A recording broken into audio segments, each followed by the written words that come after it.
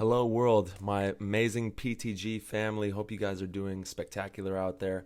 Today we have an astounding show of part one with Matty Marshall. And anybody that knows Matty knows that this guy has an extensive history in paintball and just a great outlook on life. One of the best dudes ever to play the game. From his pro career, where he won world championships and had a very successful run as a player, to transforming into one of the greatest documenters of paintball, and pretty much he is the voice of paintball. Matty Marshall is paintball when it comes to video and doing what he does for GoSports and the broadcast that they do for the pro paintball leagues. So it was really special to sit down with him. We had a lot of fun and just had a great time talking about life and paintball with Matty Marshall. So this show is brought to you by the one and only G2 Paintball. The greatest guys in the world, Rusty Glaze, Victor Gamboa, doing amazing things with G2 Paintball. I actually was out in Arizona here at Battle Zone Paintball, and we did a G2 clinic last week with a bunch of guys, and they were toast, cooked at the end of the day. We start out with, athletic training, and we just ran them through a regiment that was hours long, and it's all these different paintball athletic moves that you're going to use on the field, and they're training people to be the best paintball players they can be. Paintball is a very tiring sport. It's using muscles that you don't use often. So having G2 Paintball teaching paintball athletics is going to take your game to the next level. It's a paintball athletics company designed to help you become the best paintball athlete you can possibly be. Athleticism in paintball is fundamental and you got to have it. So these guys are doing great work. They're training to maximize your performance on and off the field. You're going to feel great when you play paintball. You're going to feel great when you're walking down the street. You're just going to have a much more sound body for playing the game of life. It's used by Dynasty, and they're pushing paintball players to go pro. They want better athletes, and we want to have a extensive pro line lineage coming from G2 Paintball, and that's what they're doing. So you can head over to g2paintball.com, give them a look, and be sure to support Rusty Glaze and Victor Gamboa, great guys over there. This show is also brought to you by Transfuse, which is the greatest company in the world. Man, these guys are outstanding.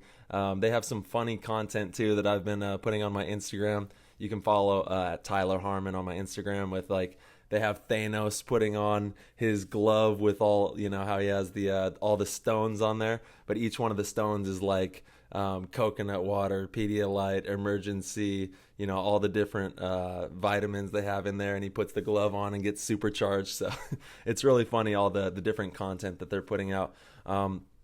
It is a premium hydration multiplier, and it is also something that's used to boost your immunity. It's scientifically designed to replenish you at the cellular level, and they use all natural ingredients, which I am a huge, huge proponent of. It has to be good for you or it's not going into the regiment.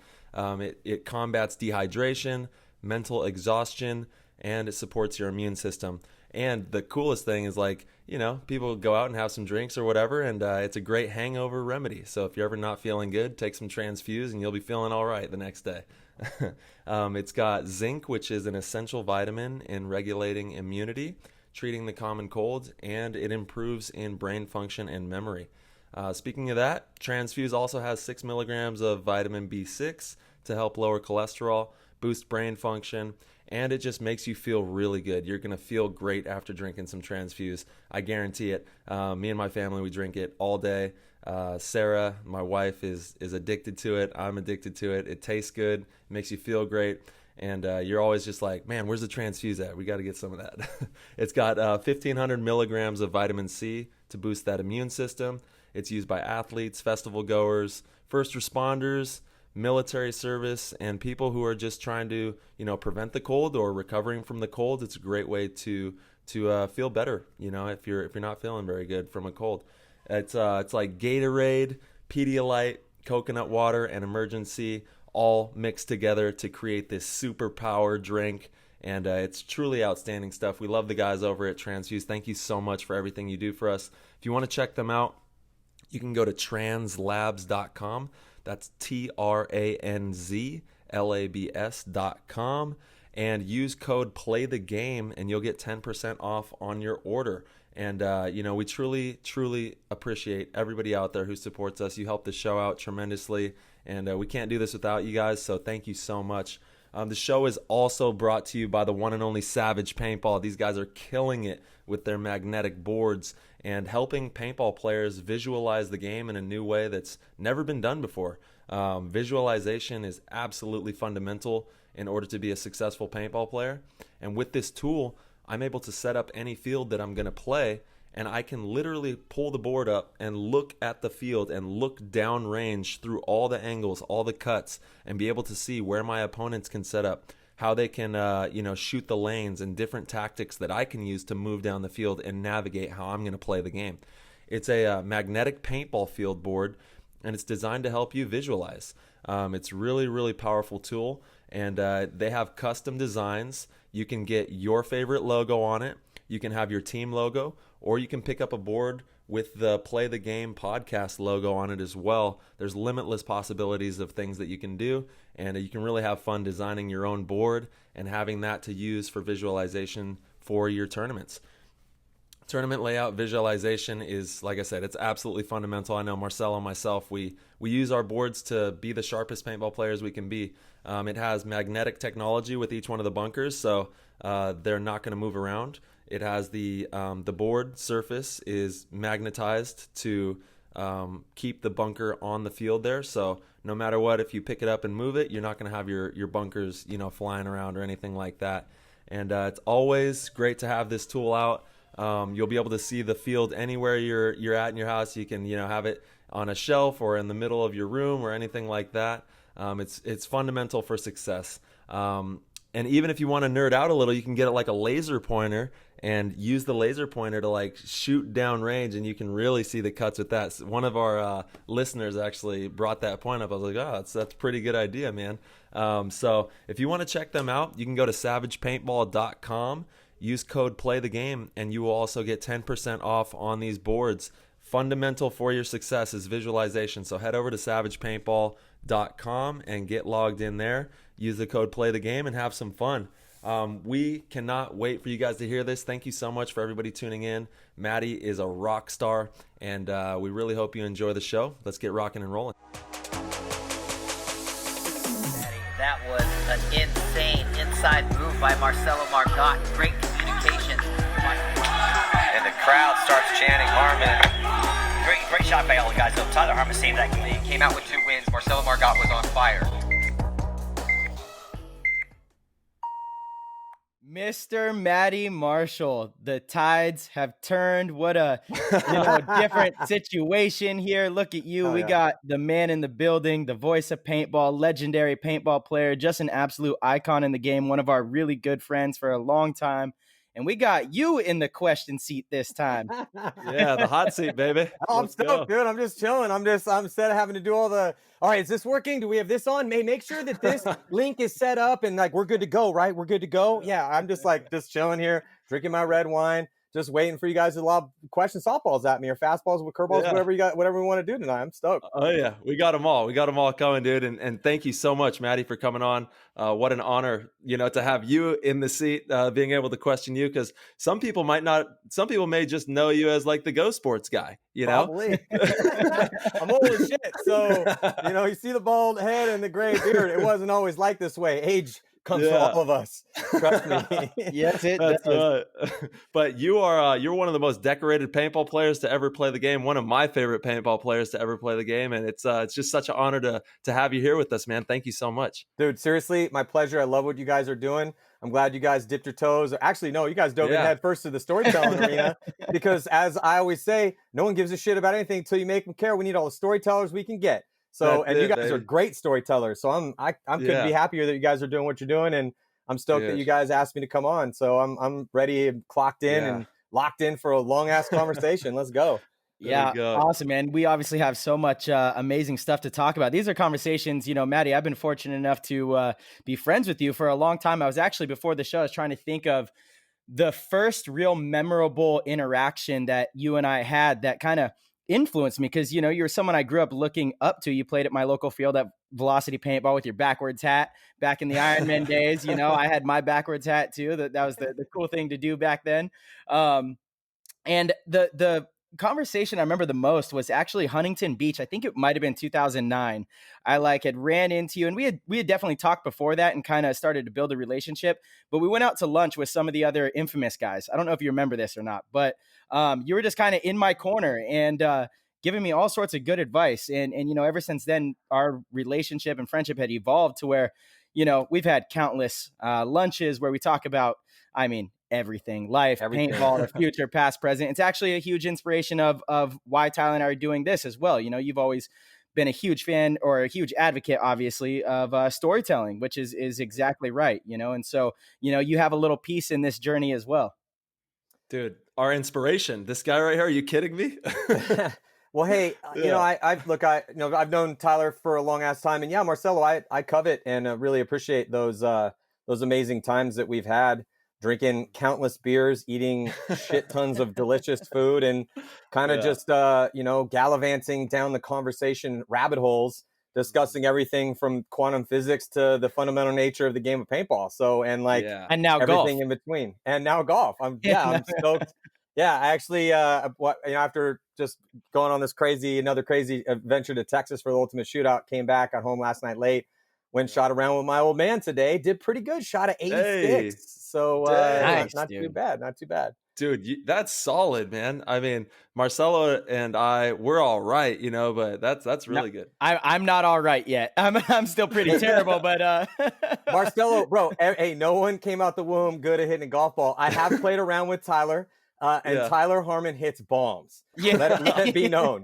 The Tiger hits bombs, bro. Like, the dude can crush the ball for sure. Is that a surprise? It didn't shock me at all. I'm surprised the golf balls don't split in half. Dude,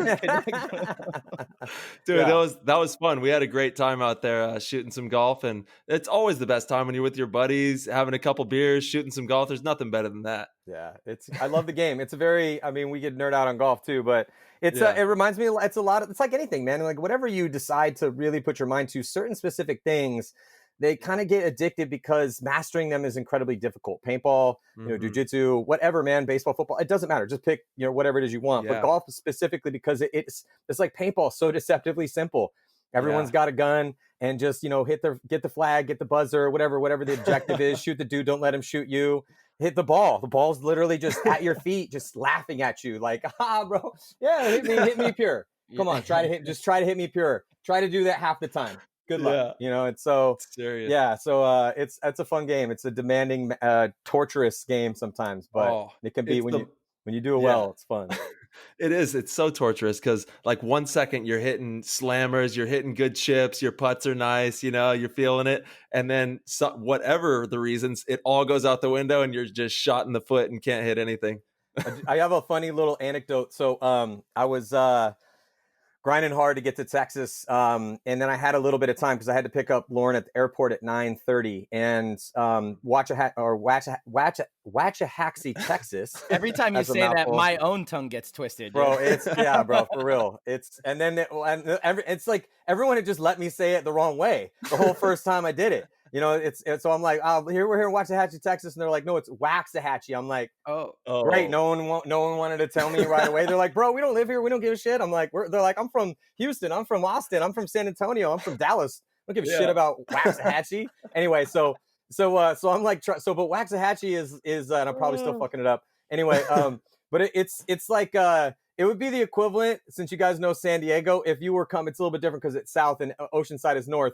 But if if we were having a tournament in Oceanside, San Diego, and then I got to go to airport to pick somebody up, so I'm not trying to go all the way to Oceanside, then go all the way back down to the airport to go all the way back up to Oceanside. I'm gonna try to time that, especially if I'm coming from the east. This is reverse, obviously. Mm-hmm. Yeah, so I'm like, I'm not trying to spend an extra hour and a half in the car, so I'm like, I'm gonna bring my sticks and play golf.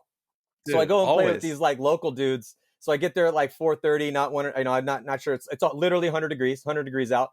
So I'm playing with these local dudes, and this big corn-fed, beefy white dude with a big-ass beard, super nice dude, could hit the ball country mile off the tee, was complete shit other than that. So he his buddy was super cool too. It was just the three of us.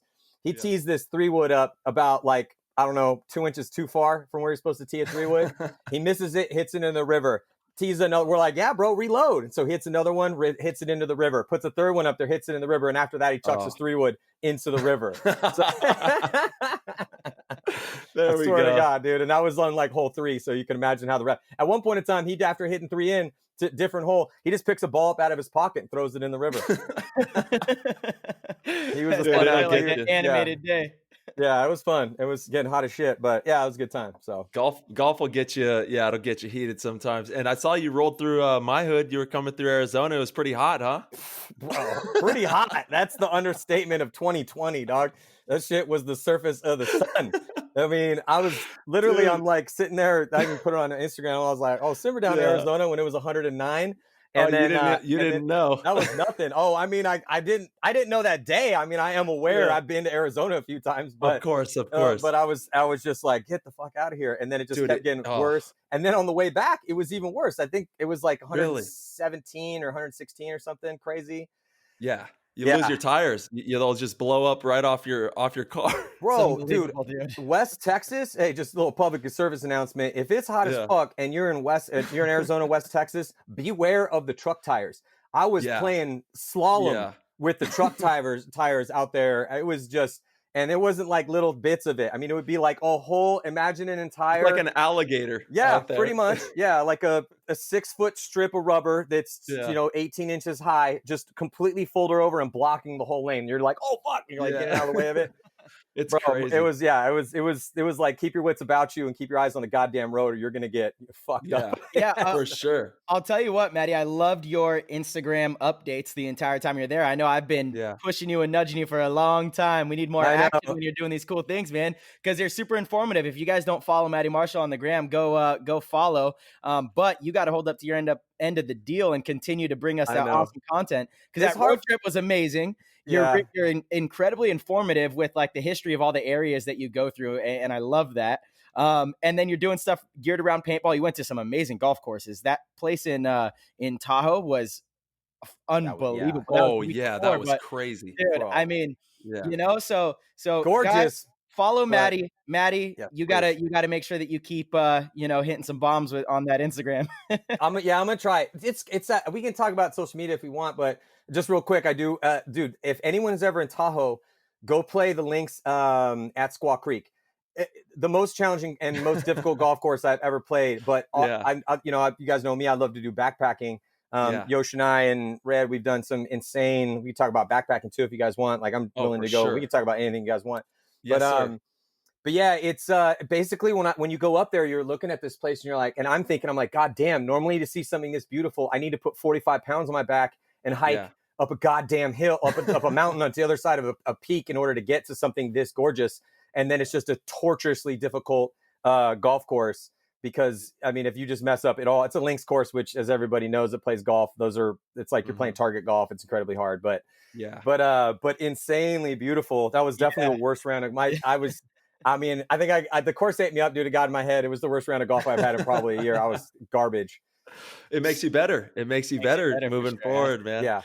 And that, like you said, you're super into nature, adventuring, and going out backpacking, having fun. So to play a course like that is unreal. That's crazy. Yeah, it's kind of the combo of the incredible and I like the difficult courses, man. Like, I'm cool with go and play in park golf where you can shank it left or right. I mean, that's really fun because you can shoot low and you can make a lot of mistakes. But that's like going to play walk-ons, bro. You know, I mean it's fun, but if you're really trying to be good at it, or you're like trying to get your game to a certain level, I mean, you kind of in the back of your mind, you're like, yeah, this is fun, but it's really not all that challenging. So I kind of wish it was a little harder, even though, you're, parring tons of holes. And so when you're at the links course like that, where you can't miss for shit, or your ball's in the swamp and you're dropping 3 or whatever, then it's just it's hard mentally, but I like that mindset, man. Totally. I feel like that's why I like, shit is difficult. That's why I liked paintball, because it's hard and humbling. I mean, it's a hard and humbling sport, but that's the whole goddamn point. That's it. And you're out in San Diego, for everybody that doesn't know. You and Marcelo are both holding it strong for San Diego right now, and you have the Torrey Pines, one of the most famous golf courses in the world, out in your hood. So that's pretty cool. Have you ever gotten a chance to go out there and just watch it or play or anything like that? I have. I've been out there multiple times. I played the north. There's two courses. There's north and south. I played the north like 3 or 4 times. And if you want to torture yourself, go and play it right before they're getting ready for an event, because that is just, I mean, they literally have a plaque as you go and check in. And also we get hooked up because we're San Diego residents. So if you're not a resident, Torrey Pines costs like $258. But if you're a resident, it's like $50. So there we go. Yeah, so you get like the San Diego local hookup. Yeah. But if you go before they're getting ready for a big tournament, they let the rough grow out, and they have a sign that says, if you hit your ball into the rough, you have 30 seconds to find it. If you can't find it, go back to the fairway and drop for no penalty.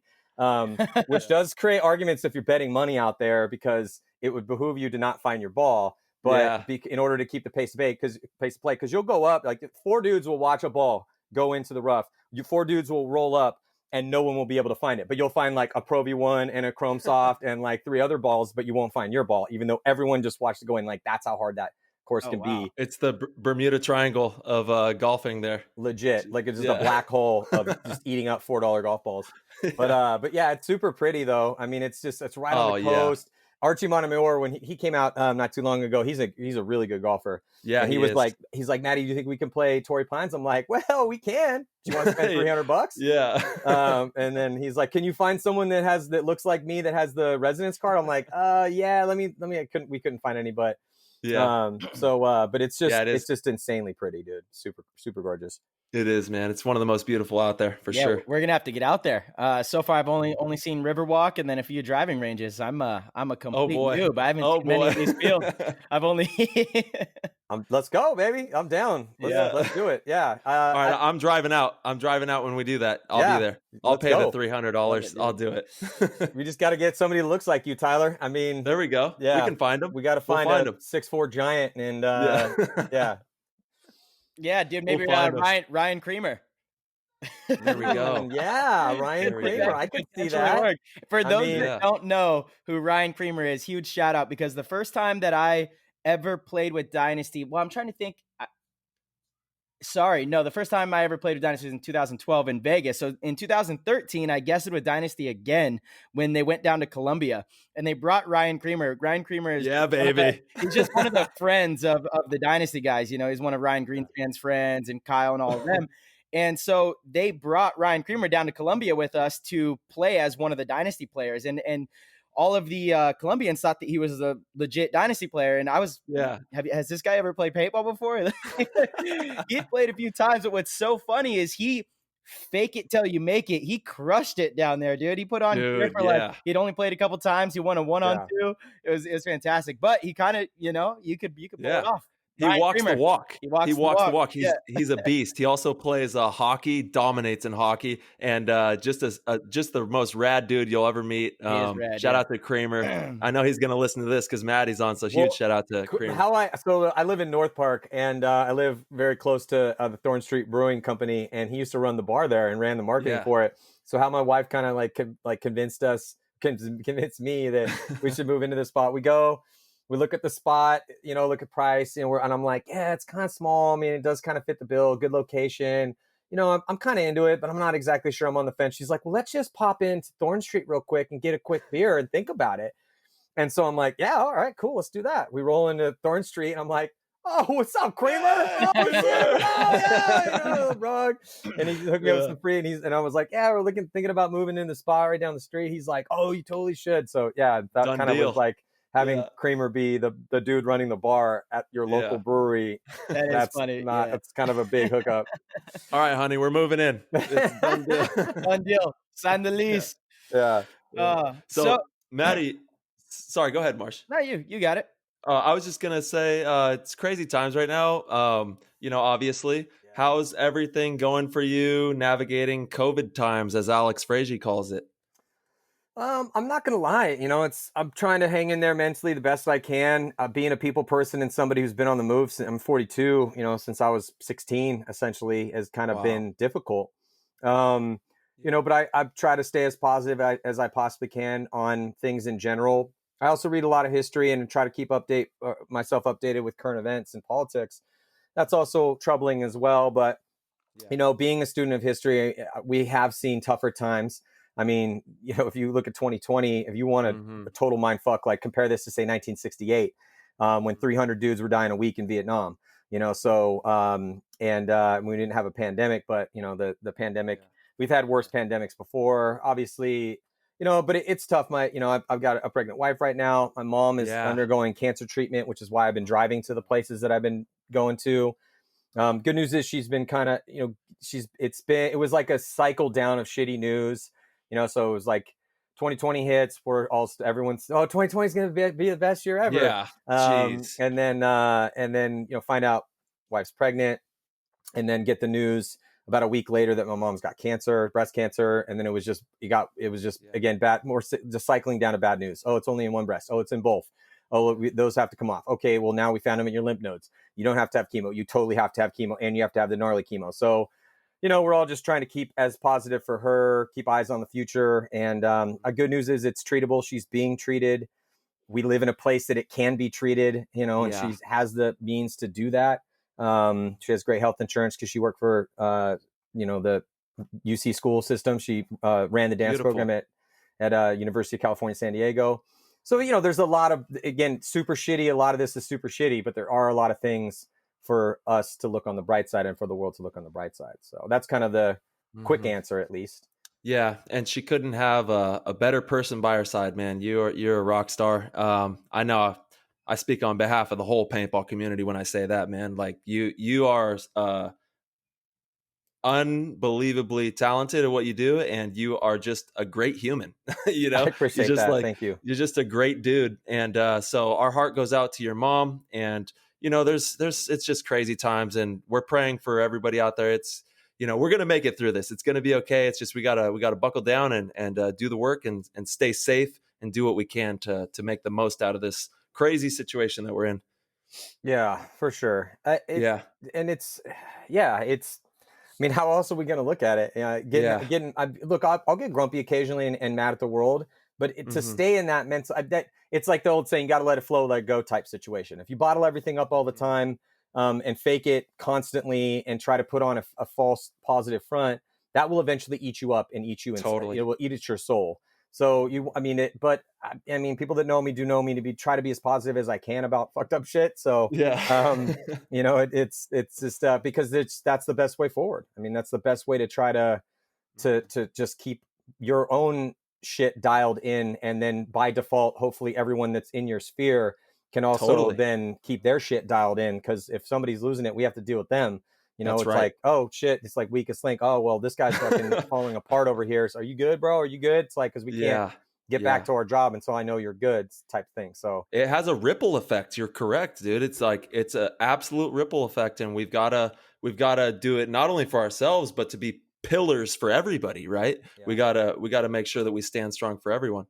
Yeah. And totally, Tyler and I had an episode with just him and I a few shows back, and we actually touched on exactly that, Matty. Same thing. We have bad days, bad months, times where you want to be angry at the world and you're upset and you have your own personal things that you're fighting and battling.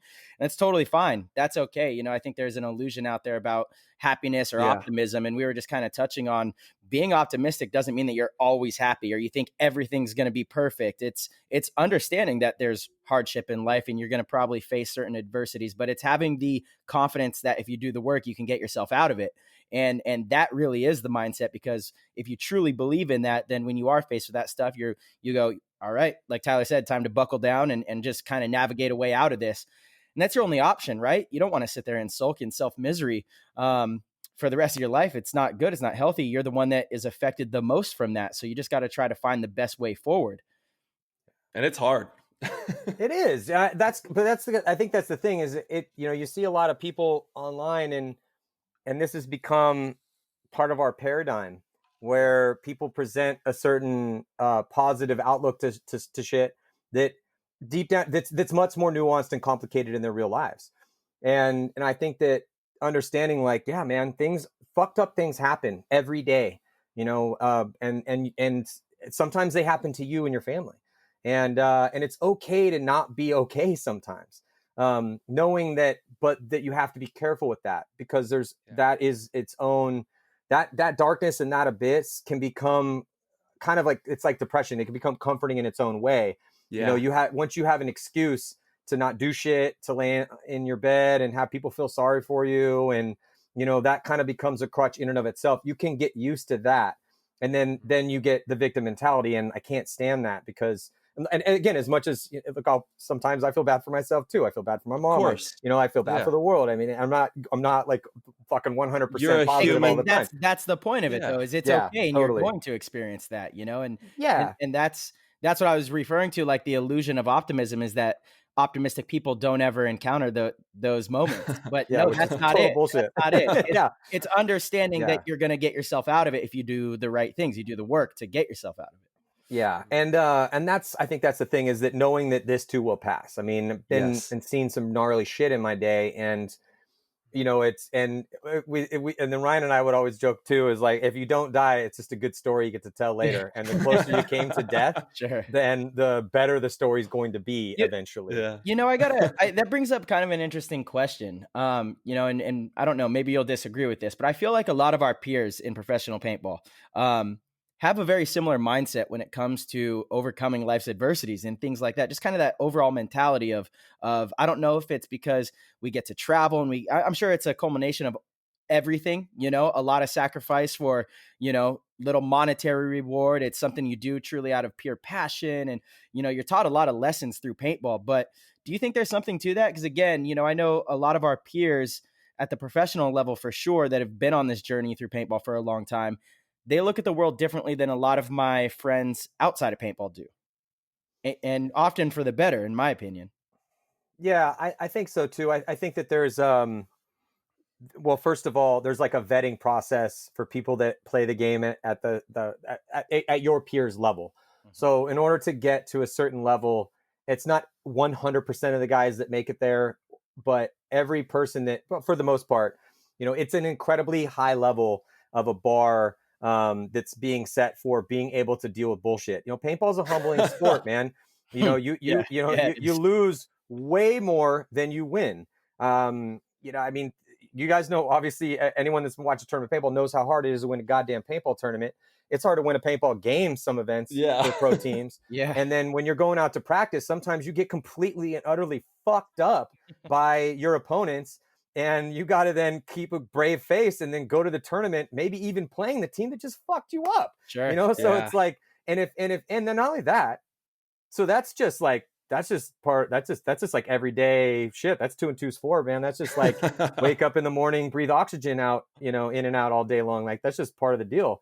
Not only that, you have to deal with your teammates. And then if you're on a good team, you probably have a lot of cocky, dudes with a big fucking chip on their shoulder that want to tell you that, what they think is the business. So you got, and you're probably that way a little bit too. So you're dealing with your own ego shit.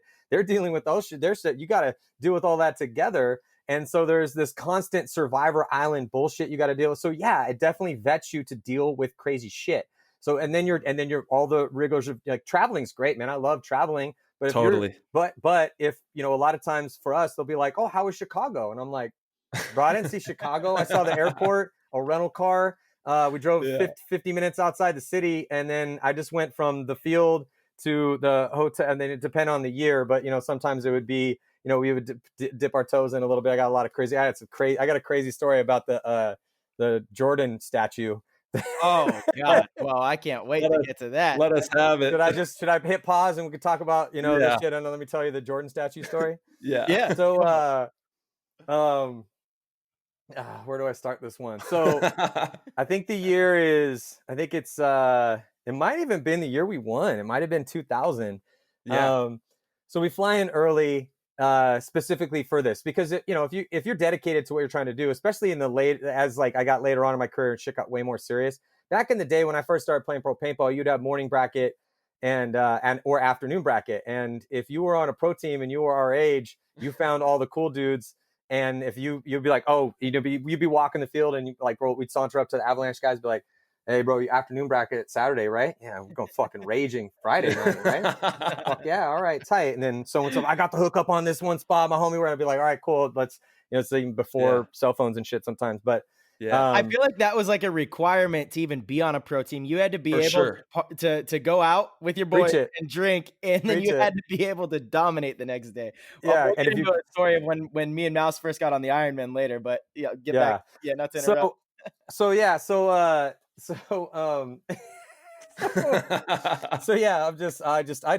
I haven't even thought of this story for a while.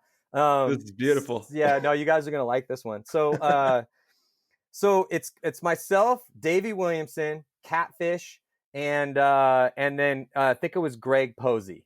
Legends. Yeah. So Legends. you guys remember Greg Posey? Yeah, absolutely. Yeah. So we fly in early to hang out with all the Chicago guys. So we go raging on, I believe it was Wednesday night. So we flew in Wednesday, went right to Posey's house, pre-drank, pre-party, got after it, went out. Bars are open till 4 there. So we went from like the standard bar to the 2 o'clock bar to the 4 o'clock bar. We go back to Posey's apartment, and everyone that's been to Chicago or lives there knows that they have these like cool not patios, but like and you walk out in their back behind their houses, and they have these like big like wooden loft. Like lofts and shit. I can't remember the exact spacing on the name. So we're partying on those. Like they collapse every couple of years and fucking kill a bunch of people. But so we're on the deck essentially. They have decks in the back of these big things. So then I came. I think it was Catfish was like, because he's a big Michael Jordan fan. So he's like, dude, let's go and see the Jordan statue. And we were all still hammered enough to think that that's a great idea. 5 a.m. Yeah, and then Posey was like, "Oh, I'm sober. I've been drinking for a while, so I'm sober enough. I'll drive your guys' minivan down there." Oh boy! So so we drive down to where the Bulls play, and it is not in the best part of town, by the way. And so we get down there, and we're super naive and stupid. I think I was 21 at the time, or 22. That's a prime. This is prime. Prime stupid time. Yeah, prime time to do really dumb shit like this, because this gets really dumb. So so we're sitting there and we're like, oh, we roll up. It's just a fucking ghost town, man. There's no one there, and we're looking at this and we realize, and we didn't even think of it, but there's 2 fences separating us from the Jordan statue. There's the fence that goes around the entire facility, and then there's another fence where the Jordan statue is behind. So we're looking at it and we think it would be a genius idea to jump the fence. Absolutely. And then somebody's like, you know what we should do? It would be also another genius idea, because we want to get a good picture, is we should go and hang off of the Jordan statue. That would be genius. Let's do that. We're like, yeah, great idea. So we then jump the fence. Basketball is awesome. Not my favorite sport. I love sports, but and I love Jordan. I respect the hell of it. But out of all, hold on. My point is this. No, we're arguing. No, bro, I literally said that I enjoy it, but it's not like my favorite shit in the world. You know what I'm saying? But but this is the reason why I'm saying that, is because I'm looking at this and I kind of like, I'm like, guys, I'll take one for the team. I'll take the picture, because somebody has to take the picture. There's no bystanders around walking around and be like, hey, bro, okay, real quick, do me solid. We're gonna hang off the Jordan statue. Could you take a picture? Like there was not like you guys had iPhones with timers on it back then. No, bro. I had like a one of the like camera. Click, and then you do the thing on the side. Click, you scroll it. Click, like a disposable camera. That's what we were working with. So I think Catfish had one. So I'm like, okay, you guys are way more into this than I am. I mean, I'm into it too, but I'll take the picture. So they jump the second. This is why because this comes into part of the story. So they jump the second fence, and as they're hanging off of the Jordan statue, I'm like, yeah, you look great. No, get a little pole. Yeah, awesome. All right, let's get it. Ready? Click. And I look out of the corner of my eye as I go up to take the other picture, and I see 2 security guards running as fast as they can out of the corner of my eye, and they're like, hey, stop. And I was like, let's fucking go. And just start taking off, bro. Just run as fast as I can, hop the fence. And I'm like, I look back, they got over the first fence, and then they got caught. So I'm like, oh shit. So I run down the street and fucking running. And I'm just like, oh, Jesus Christ. Oh, fuck, this is bad. Get to the car. Thank God it's unlocked. Get in the minivan. And I'm like, oh, what do I do? I'm still drunk. I don't have the keys. I can't drive away. Go to sleep. I'm like, I don't know. And you wouldn't anyway, though, right? Yeah. Well, I mean, I don't know. I don't know exactly what to do in this situation. I had no option essentially other than to just sit there. Yeah. So I'm like, oh fuck, this is bad. So I called Micah and I was like, hey, yeah, I know you haven't landed yet. I know it's 5 o'clock in the morning, but Oh man. I don't know if we might have to bail these dudes out of jail or not. I'm not exactly sure. And then I leave a message like, just if you don't hear back from me, it could be bad. Call me when you land. So then I call up Catfish's phone or Davey's phone, and I'm like, motherfucker, when the cops come, you gotta run. What were you doing, you slow son of a bitch? You're slow as fuck. God damn, you're slow. Anyway, I'm sitting in the car. Let me know when you guys. And as I'm like talking shit, I hear this like a knock, like knock, knock, knock. Yeah. And I look up, and it's cops. And they're like, roll the window down. And I'm like, oh no. Roll it down. They're like, Mr. Marshall. And I was like, yes. They're like, will you come with us, please? And I was like, do I have to? They're like, yes. And I was like, fuck, okay. And then, so I get out of the car.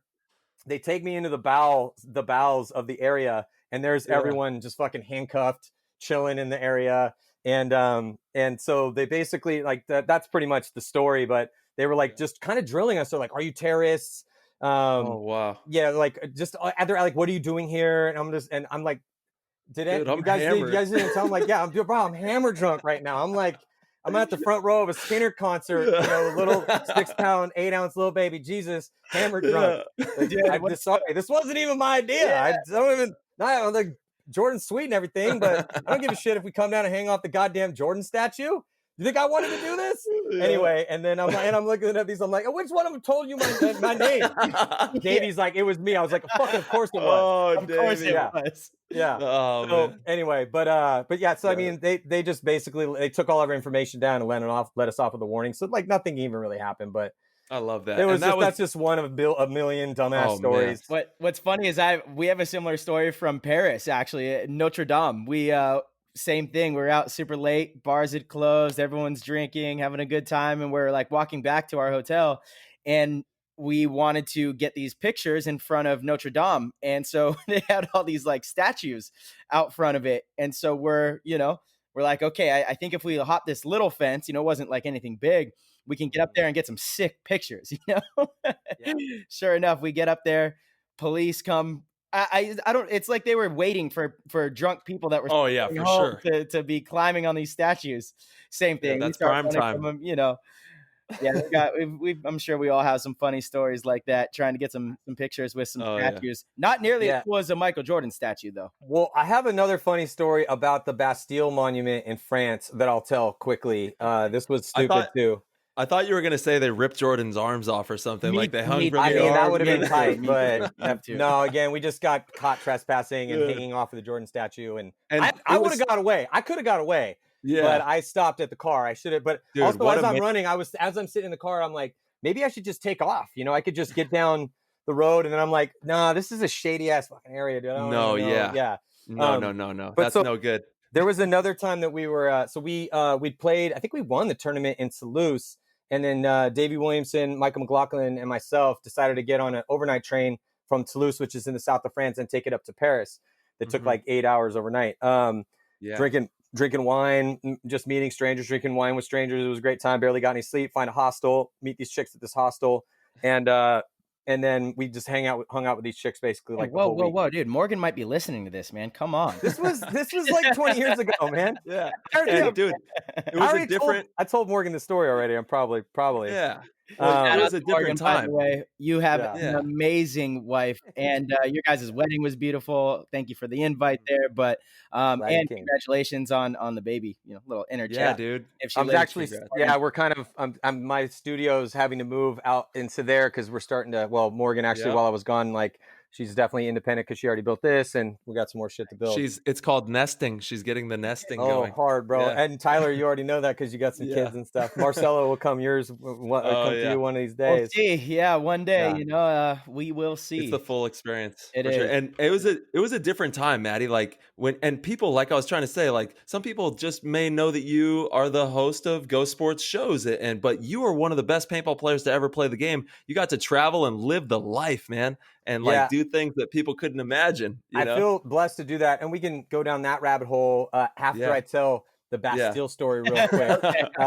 So we get off the overnight train and we're hanging out with these chicks. So we go and we're staying in the Bastille area, which at the time I think this is like 99, 2000, and around that time, a lot of dumb shit done in that time period. But and also this is like pre 2001, before 9/11, things were just way more free and wild. Before everything became who are you and what are you doing, it was like you kind of got more of the benefit of the doubt. So we roll up. It's Bastille Day, so historically, storming of the Bastille. It's a really cool, fascinating story from the French Revolution in the 1790s. And so we look up as we're rolling up on this just pandemonium. So anyone that's been in that area, there's a huge roundabout and there's this giant monument that has multiple tiers. And so it looks like a giant festival. Just far as the eye can see, there's people, stages of music playing, just fucking craziness, every way, every direction you look. And we look up at the monument and we see all these people on it. And we think, oh, dude, that's what you're supposed to do on Bastille Day, storm the Bastille Monument, right? Like, that's fucking of course, bro. That's of course what you're supposed to do. So we immediately were like, we tell the girls, we're like, hey, we're getting on that monument. Are you guys down? They're like, sure. And so we roll up, and now you have to get over like a 8-foot fence. Then there's like a 10-foot, like maybe, I don't know, 9 feet to get up on the first level, which is like a big area. Then to get up on this next level after that, it was a kind of a process to get these chicks over the fence, to get everyone up there. So the whole time we're like super stoked on it. We get up to the top. We're like, fuck yeah, we're storming the Bastille.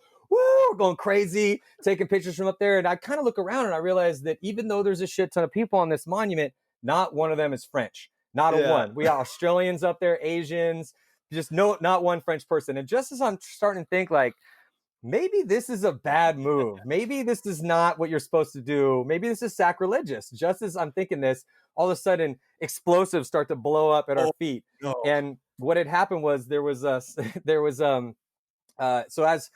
just shit's like blowing up, and it's somebody's throwing like big ass fireworks and firecrackers at us while we're up on, and the second tier is, I mean, it's like this treacherous ride. It's not, it's super treacherous. So the girls start freaking out. People the foreigners are just falling off this thing and just falling down off this shit. It's crazy. So we're, and so we look out and we see that there's like a gang of like between 10 to 15-year-old kids, probably 30 of them, just cackling with glee, dude, and just lighting. They're like, look at these fucking dumb, and they're just throwing giant ass fireworks at us, and boom, and they're blowing up. And so me and Dave are like, we're gonna fucking kill you, and they're just like, yeah, it didn't even die, yelling us in French and shit. So we get the girls down. We jump over we get to the fence, and like we're one of the last people off because there were no other girls on top of this thing other than the girls that we brought up there. So we get the girls down. Finally, we have to get them over this final fence, and these dudes were just relentless with the fireworks. Like the whole way, the whole 15, 20 minutes it took us to get down. These dudes are just throwing it's like, it felt like I was in, like in Apocalypse Now, with just shit just blowing up all around us. It was war. It was war at that point. Pretty much. Not really, but anyway, and I'll never forget though, the fearless look on the leader of this kid's gang's face, because me and Davey were like, we got to find a way to get him to stop so we can get these girls over the final fence, because that was a bitch. So we jump up on top of the fence, and we're just motherfucking these kids. We're like, we're gonna fucking beat the shit out of you, you fucking little pieces of shit. And so the other dudes, and then we kind of like made it like we were gonna jump over and chase them, and they all ran away except for the one dude. He had glasses on. This kid just stared us down and didn't even move, with just fearless, stoic look on his face, just like, yeah, come over that fence and see what happens, Americans. And this kid was like 100 pounds soaking wet. And I was like, and he was 14 years old, so I'm not gonna go beat up some 14-year-old French kid. But anyway, but we got the girls over. It was a fun ass time. But yeah, sorry. That's it's great. How old were you there on this one? I don't know, 21, 22. Yeah, like it was in that time range. Yeah, same time. Man, period. those stories are timeless, and that's the beautiful part about paintball. You get to go and have fun, and like, so maybe we don't make $1 million, but we have stories like that. We have great times that we've built with each other, and like timeless relationships that'll last an eternity that we've built with each other, which is, some people never have that in their whole life. It's an amazing thing. Go ahead. Sorry, Marcelo. No, it allows you to grow up pretty quick too, because you do stuff like that, and then in hindsight, you're like, damn, maybe I got to be a little smarter when I'm out here. Yeah. I mean, did you die? Did we die? No, we didn't die.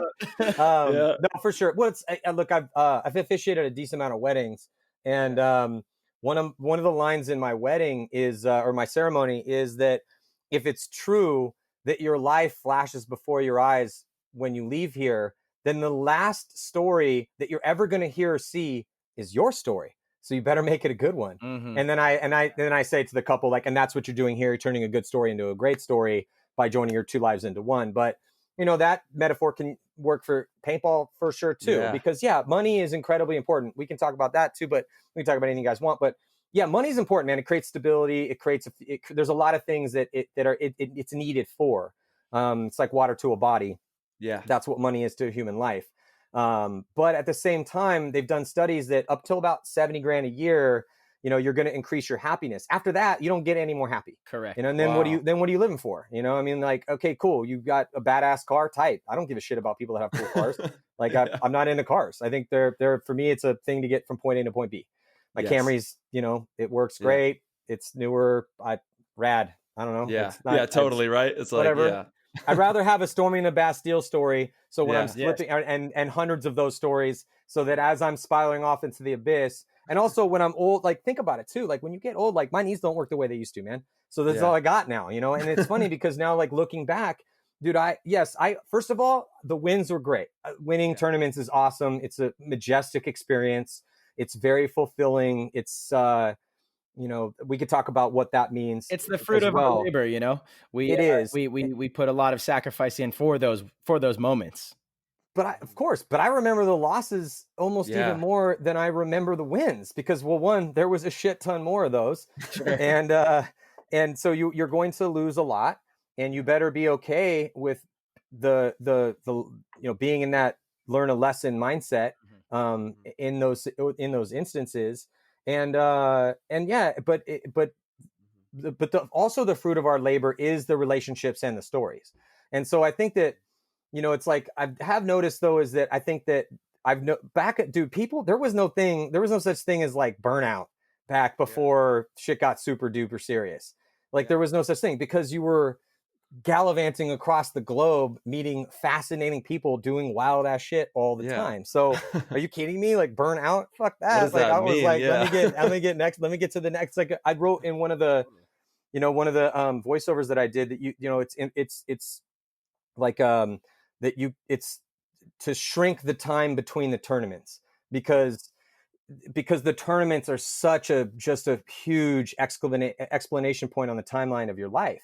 And the more of those, it's like if you're reading a badass, finely crafted novel, like you're not supposed to use exclamation points. They're very rare. It's a hallmark of shitty writing if people are using a bunch of exclamation points. Yeah. But, and in life, you don't really have normally, for, again, like a standard, people that do not seek out crazy experiences. You're going to get married, you're going to have kids, you get a promotion at your job, maybe buy that new car. And again, totally awesome for all shapes and sizes as far as life is concerned. Absolutely. Whatever causes you to be happy and calm enough within the framework of your life. But some people, they need more, and that's can cause misery. And paintball, in its own way, though it can be expensive, it can give you that. They lust for more. They don't quite need more. Yeah, exactly. And be careful of the things that you lust after, because they can eat you up inside. Yeah, it's like desire. Desire is pretty lethal, desiring things and having desire in your heart. It's like it's a tumultuous journey that you go on, and it can be for the better. Of course, we can empower ourselves with desire, but I try not to desire too much. I know my path, I know where I'm headed, and I'm gonna follow those pathways. But it's definitely a slippery slope when you get to too much desire. You got to use it as a tool. Right? Yes, absolutely. When you need desire, you pull it out of your toolbox and you say, I want to achieve this, and it's fueled by this desire to get that, and you utilize it, but you can't let it be your downfall. And that comes from some high level awareness, which is, again, a whole nother conversation. I'm sure we will dive probably into all these rabbit holes, Matty, but oh yeah, we're going full tilt. Aliens are up next. But So I got a bottle of wine, a beer, There we go. water. I can pee in this cup over here, bro. Let's do it. Oh, we're probably going to have a pee break on this one. Take pee breaks. Yeah, look, this is live. This is real, man. This is our show. We can do whatever we want. That's it. Matty, what you want to get into here on Play the Game? We usually get into this a little sooner, but we've been having just great, as we knew this one was going to be. We were so excited to have you on for this exact reason. But we like getting into the root of how you started playing paintball, how you started playing the game, how you got addicted, because we all seem to share a very similar story, especially ones that are still in it or, now considered paintball lifers. You're almost hooked from the very first time. So do you remember? I know you do. What was your first? I just want to add something here. I'm just going to say when I started playing, I was, 10, 11 years old, and Matty, he's telling stories from when I already started. Like these stories he just told are from like 99, 2000. That's like 2000 is when I started playing. So, and he would actually come out to Modesto, and I would see him out there practicing with Telford and all the guys. And it's timeless memories for me. I got family in California and through way back. I got my great grandmother lived in Modesto. That's right. Yeah. Actually pretty close to where we used to. And I didn't know that until I was sleeping on Rich's couch for like a couple years. And then my mom told me, she's like, yeah, we used to go up to your great grandmother's house in Modesto for Christmas. I'm like, what? For real? My great grandma living in Modesto? She's like, I never told you. I'm like, no. Anyway, I'm like, where? And then I talked to the rest of her family, and they're like, yeah, I was by the college, and I was it's like right around the corner. Yeah, it's like kind of around the corner where Rich is from. Yeah. But yeah, no, I can remember like it was yesterday, man. And it's interesting because, I grew up on a canyon here in San Diego called Tecolote Canyon, and I spent a lot of my youth in that canyon. And any spare moment that I had, it's kind of crazy to look back on it now because, it's like there was an anthropologist that studied young primates in Africa.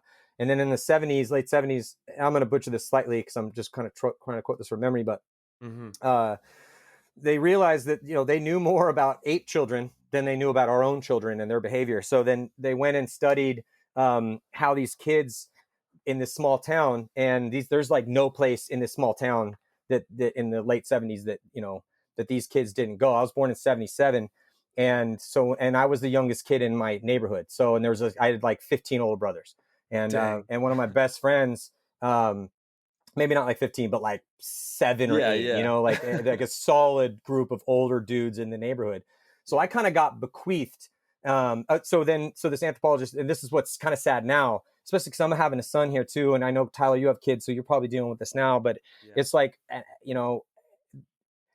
there was so much cool stuff that we got to do. And I don't think that if I was raised a prisoner in my own home, and which is like with all the COVID stuff now, I think I might be a different person. I don't know. I would like to think that, no, my personality is strong enough that I would have been just like I am now, but I'm also not that naive. And, I've read enough to know that that's not really how the brain works. But anyway, so it is kind of brutal, man. Like my kids, it's just crazy. Like and even like my 5-year-old's going to start school soon, but then we got, everything that's happening right now. So it's been really, really something. Yeah, dude. I know, and I'm just thinking about that. We could talk about that. We will, but that's something we should talk about. But, so then that same anthropologist went back 30 years later and looked at the kids of those kids that she studied. Or he studied. And there was no place in this small town that these kids didn't go. They had forts in the woods. They were under the overpasses. I mean, these kids, they rode their bikes all over the place. They ran this little town. Yeah. And so though my parents, it's funny because I got so mad at my parents for being like too overprotective, but they kind of let me do a lot of crazy shit. And one of the things that I would do is that I would be in this canyon as much as I possibly could. So we would go and hunt birds down there and shoot BB guns and have wrist rocket wars, do crazy ass kid shit. And this canyon was huge. It's still there. My parents still live in the same house. I went there 2 weeks ago, and every time I go there, I go in the backyard and just look at this place, and I just think back about how much amazing. First of all, it's a beautiful view, but second of all, I'm just like, God damn, I had so much fun in this canyon as a kid. But we had these forts down there that were bequeathed to us from the older kids in the neighborhood. So, and there was like, there was porn mags and cigarettes and like, just wrist rockets and like all sorts of like lawless kid shit down there that you're not supposed to mess with at that age. But they were like, they came down and like, all right, kids, we had names for the forts. They're like, you know, here's Hill Fort. And it was like on the side of this little cliff, and you had to like, no one knew where it was. None of the parents knew where the shit was. They'd like led us to it because my best friend was older. So I grew up in this canyon. So it's funny because, and you know, I always loved guns. You know, I remember I loved, you know, had a pellet gun, BB gun, and I remember talking to my mom one time, and I think I was 10 or 11, trying to convince her that I should get to have a you know, pellet gun. My grandfather, who I only saw a couple times a year from NorCal, who grew up on a farm in Lodi. And love Lodi. Yeah, great place. Yeah, my great grandfather grew grapes actually, and my grandfather, my parents, we can talk about this a little bit too. They were very supportive, but they didn't really love paintball. Like Marcel, I was always so jealous of the way you and your father were, you know, and how much he loved the game of paintball and how you got into it with your dad. I brought my dad down to the field one time to play. He played one set, and he's like, I got to go work on the house, and then that was it. So. You know, and so I just anytime I see dads that are super into it, like my dad was a great father, but he was a great father because he was, you know, he's a stoic asshole, but he, you know, expected a lot of me, but he made me a tough kid, you know? Yeah. So, and I respect him for that. Yeah.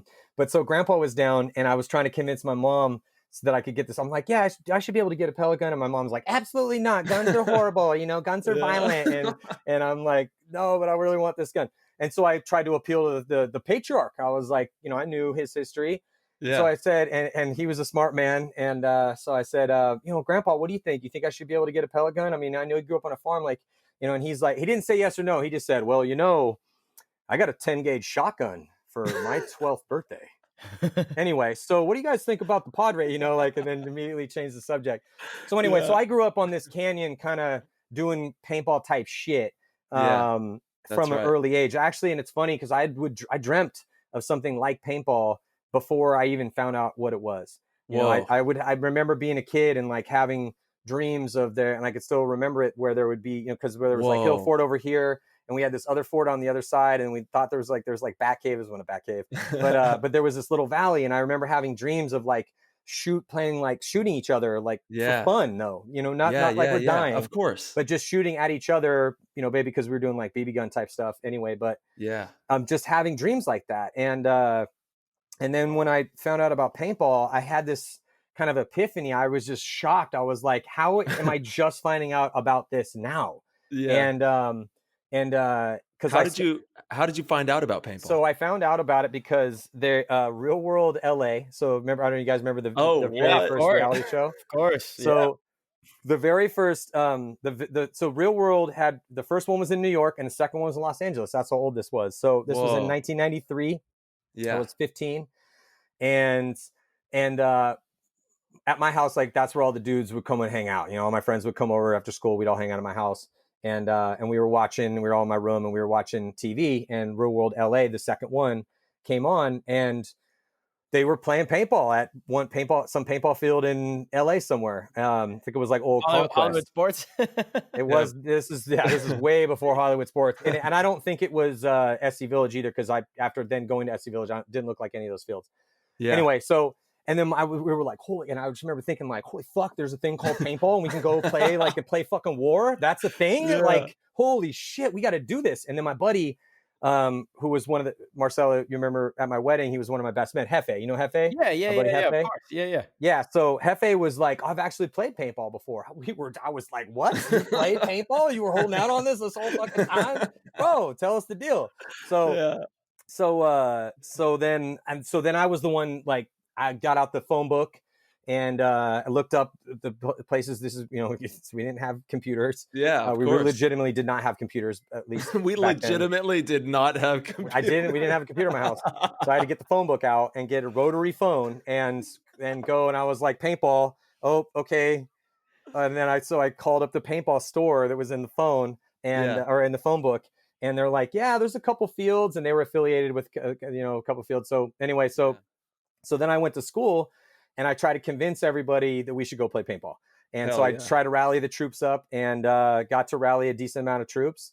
And so we did the whole thing where I didn't have the birthday experience like everyone else has. Yeah. This was like, see it on Real World LA. I didn't either, you know, and a lot of people have, and I forgot who it was.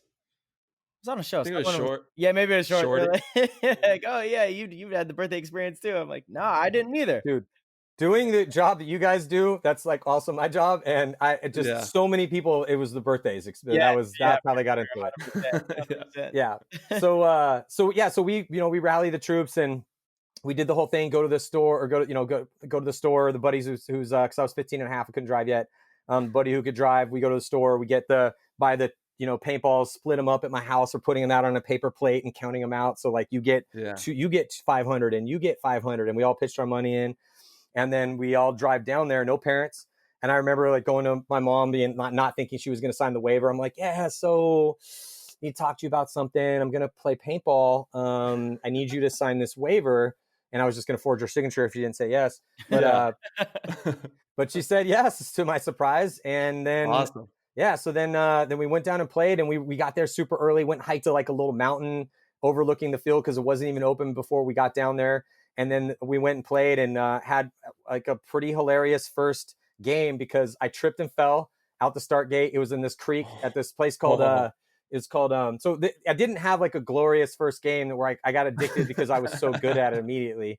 So we go out to this 4-ass field. So it's a long ass walk. I could barely see out of my fogging goggles. I got a shitty pump gun because that's all we could afford. And it's on this creek bed. They yell, go. We have to get up this little ravine. I trip and fall. Goggles come flying off. Put them back on. Run up the hill. Catch up with everybody. And then I got a couple kills. So we get up, because like, oh, this looked like my canyon. I'm like, okay, cool. I've done this a little bit before. Creep up a little bit. We get a little closer. Come over the top, like pump in, get a couple kills. Totally tunnel vision on what's in front of us. Little did we know the best dudes had already blown the other side, come around. So the very first time I ever got shot with a paintball gun, I got pumped up hard in my back from like 5 feet away by the local pro guys. And so I just remember just doing this. I'm like, oh, this is fucking amazing. I saw a ball blow up on somebody and I'm like, oh, this is so, and then just like Elias and platoon, like, go, like shoots me to the ground, turn around. I'm like, oh, fuck, my bad. But then I got up off the ground and I was like, that wasn't that bad. I'm sorry, Matty, how old were you? 15.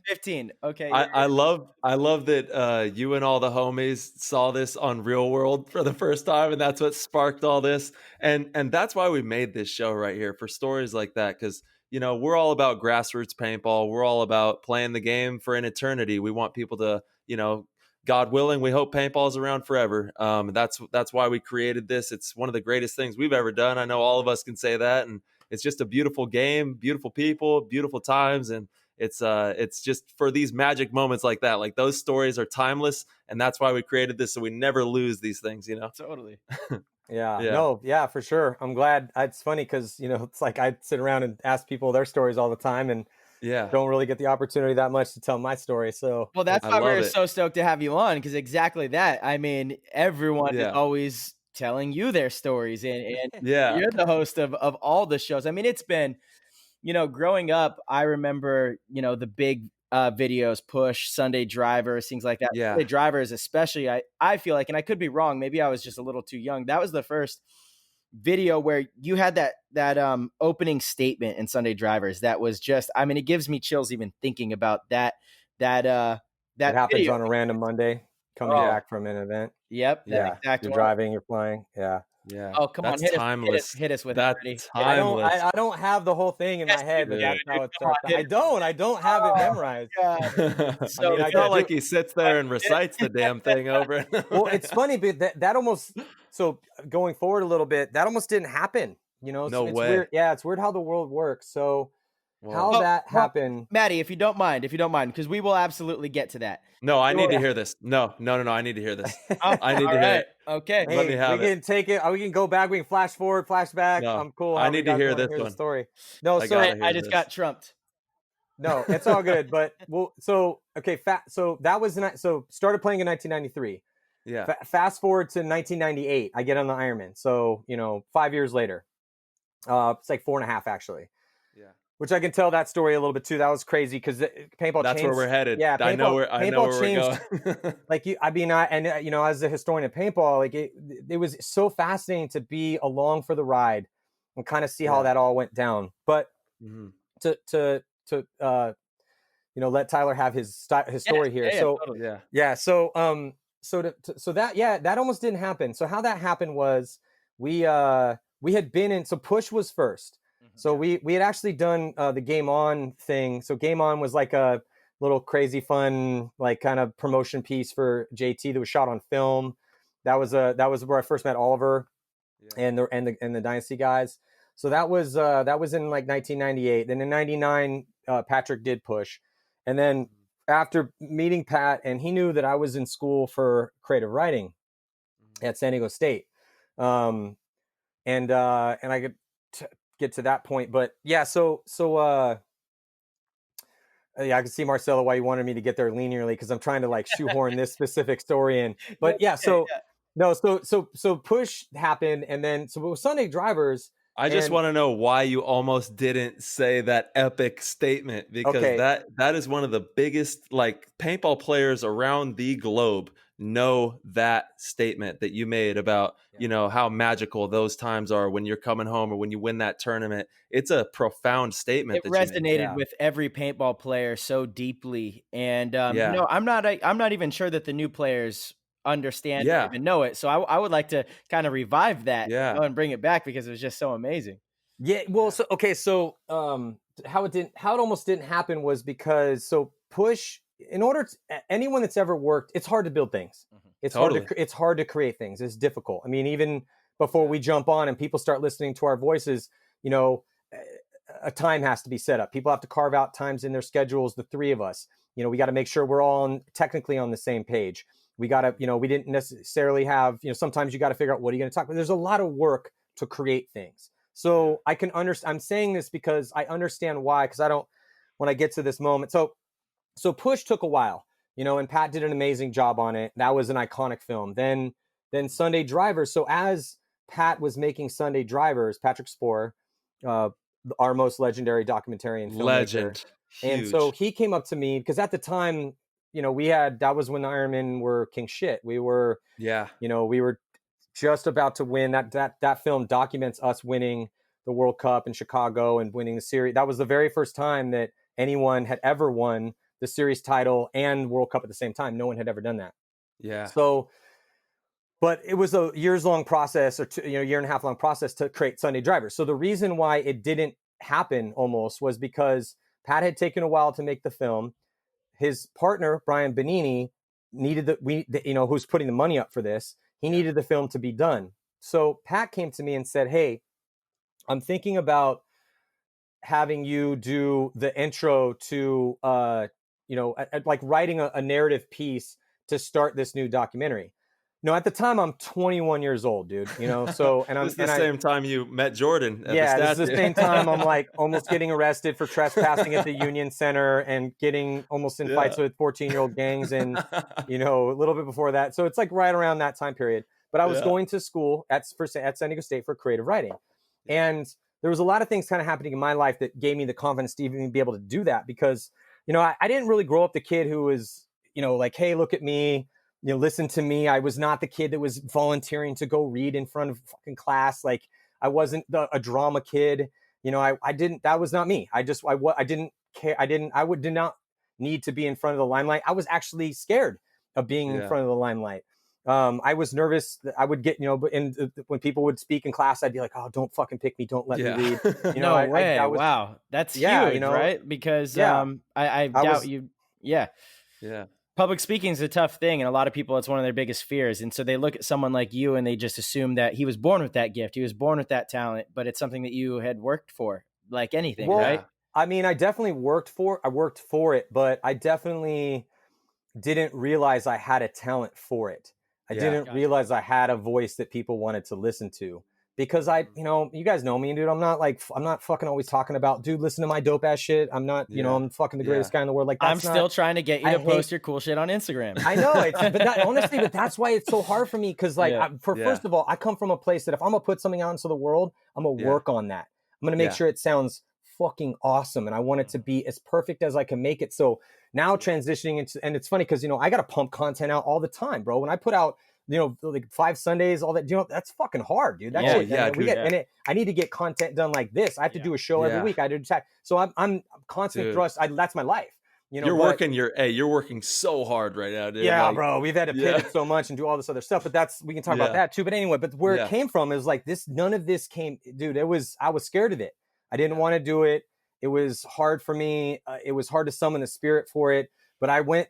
I was a business major in college because I was a manager. I had like 3 jobs working my way through college. Damn. I would go party on the weekend. Or I'd party on Friday night. We'd go to a party. I would go put signs up, for housing complexes. So I would already have that shit all dialed into my car. I would leave the party. I would drive up at 3:00 in the morning. I would put signs up on a route, and sometimes bring my sister or friends that were down to do the ride to make sure I didn't fall asleep. I would come home, sleep for 2 hours, and then I would go to practice on Saturday. Wow. I did that for a while because I needed money to live. I wanted to graduate college, and I wanted to be one of the best paintball players on planet Earth. So I was willing to do whatever it took. So I would be there at practice, ready to go, and then hope, I played good enough to have the career I had. But it's crazy how you do play good, even like when you want it that bad. I know I've had sleepless nights and whatever, this, that, and the other. But find a way. You get it. You just go get it. Yeah, you find your zone. You summon the spirit. Dude. It doesn't matter what's happening to you, around you. You will summon the spirit to get the beast to come out when you need the beast to come out. Like your one-on-one victory against Key, badass opponent. It's fucking 100 degrees out. There's a lot of stress. The cameras are on, a lot of pressure. And you just fucking show up and do it. It's like, but being able to be in that moment and knowing that you're not fucking made of glass, that's one of the reasons the paintball is awesome, dude. Because you get in those moments, even if it's like surrounding your life, it's like, okay, there's a raging pandemic. I got to drive to Texas because we need to do a fucking show. And I don't want to get on a plane because my mom has cancer. Fuck it. I'm in, like, I don't give a shit if I got to spend 40 hours in a goddamn car, like this is what I'm down to do because this is what needs to fucking happen. So I'm not going to bitch and whine about spending, I got to sit in an air conditioned car and drive through the surface of the sun, Arizona. Like I have air conditioning and I can stop whenever I want for food. I'm not going to be a little bitch about this, So, so anyway, so then with that, it was, Brian was worried that Pat wasn't going to get the film done in time. And so when Pat came to Brian and said, hey, I want Matty to write this, intro to this thing, all Brian heard was more money and more time. And so Brian was like, nah, dude, I don't know if this is going to work.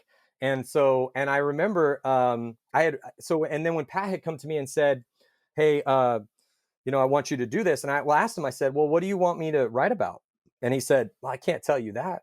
Yeah. He's like, I just want you to write your experience.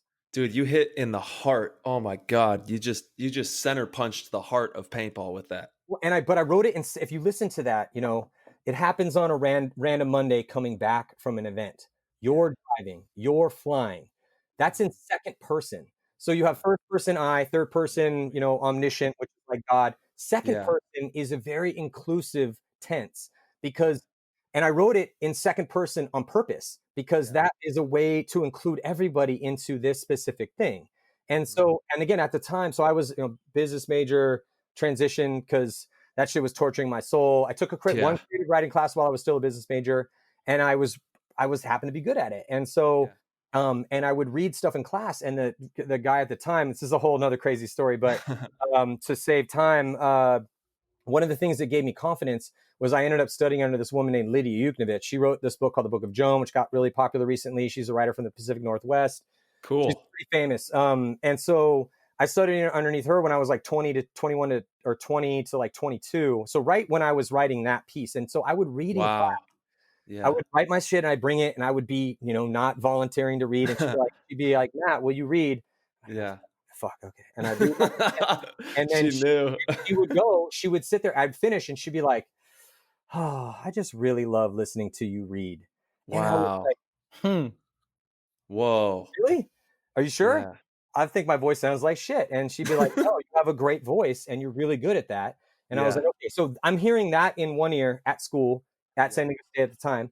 Then Pat comes to me and says, write this thing. So I'm like, okay, what do I write? And it just kind of came out, over the course of a couple day period. And then as we were going up to record it, Pat and Brian get in a giant argument.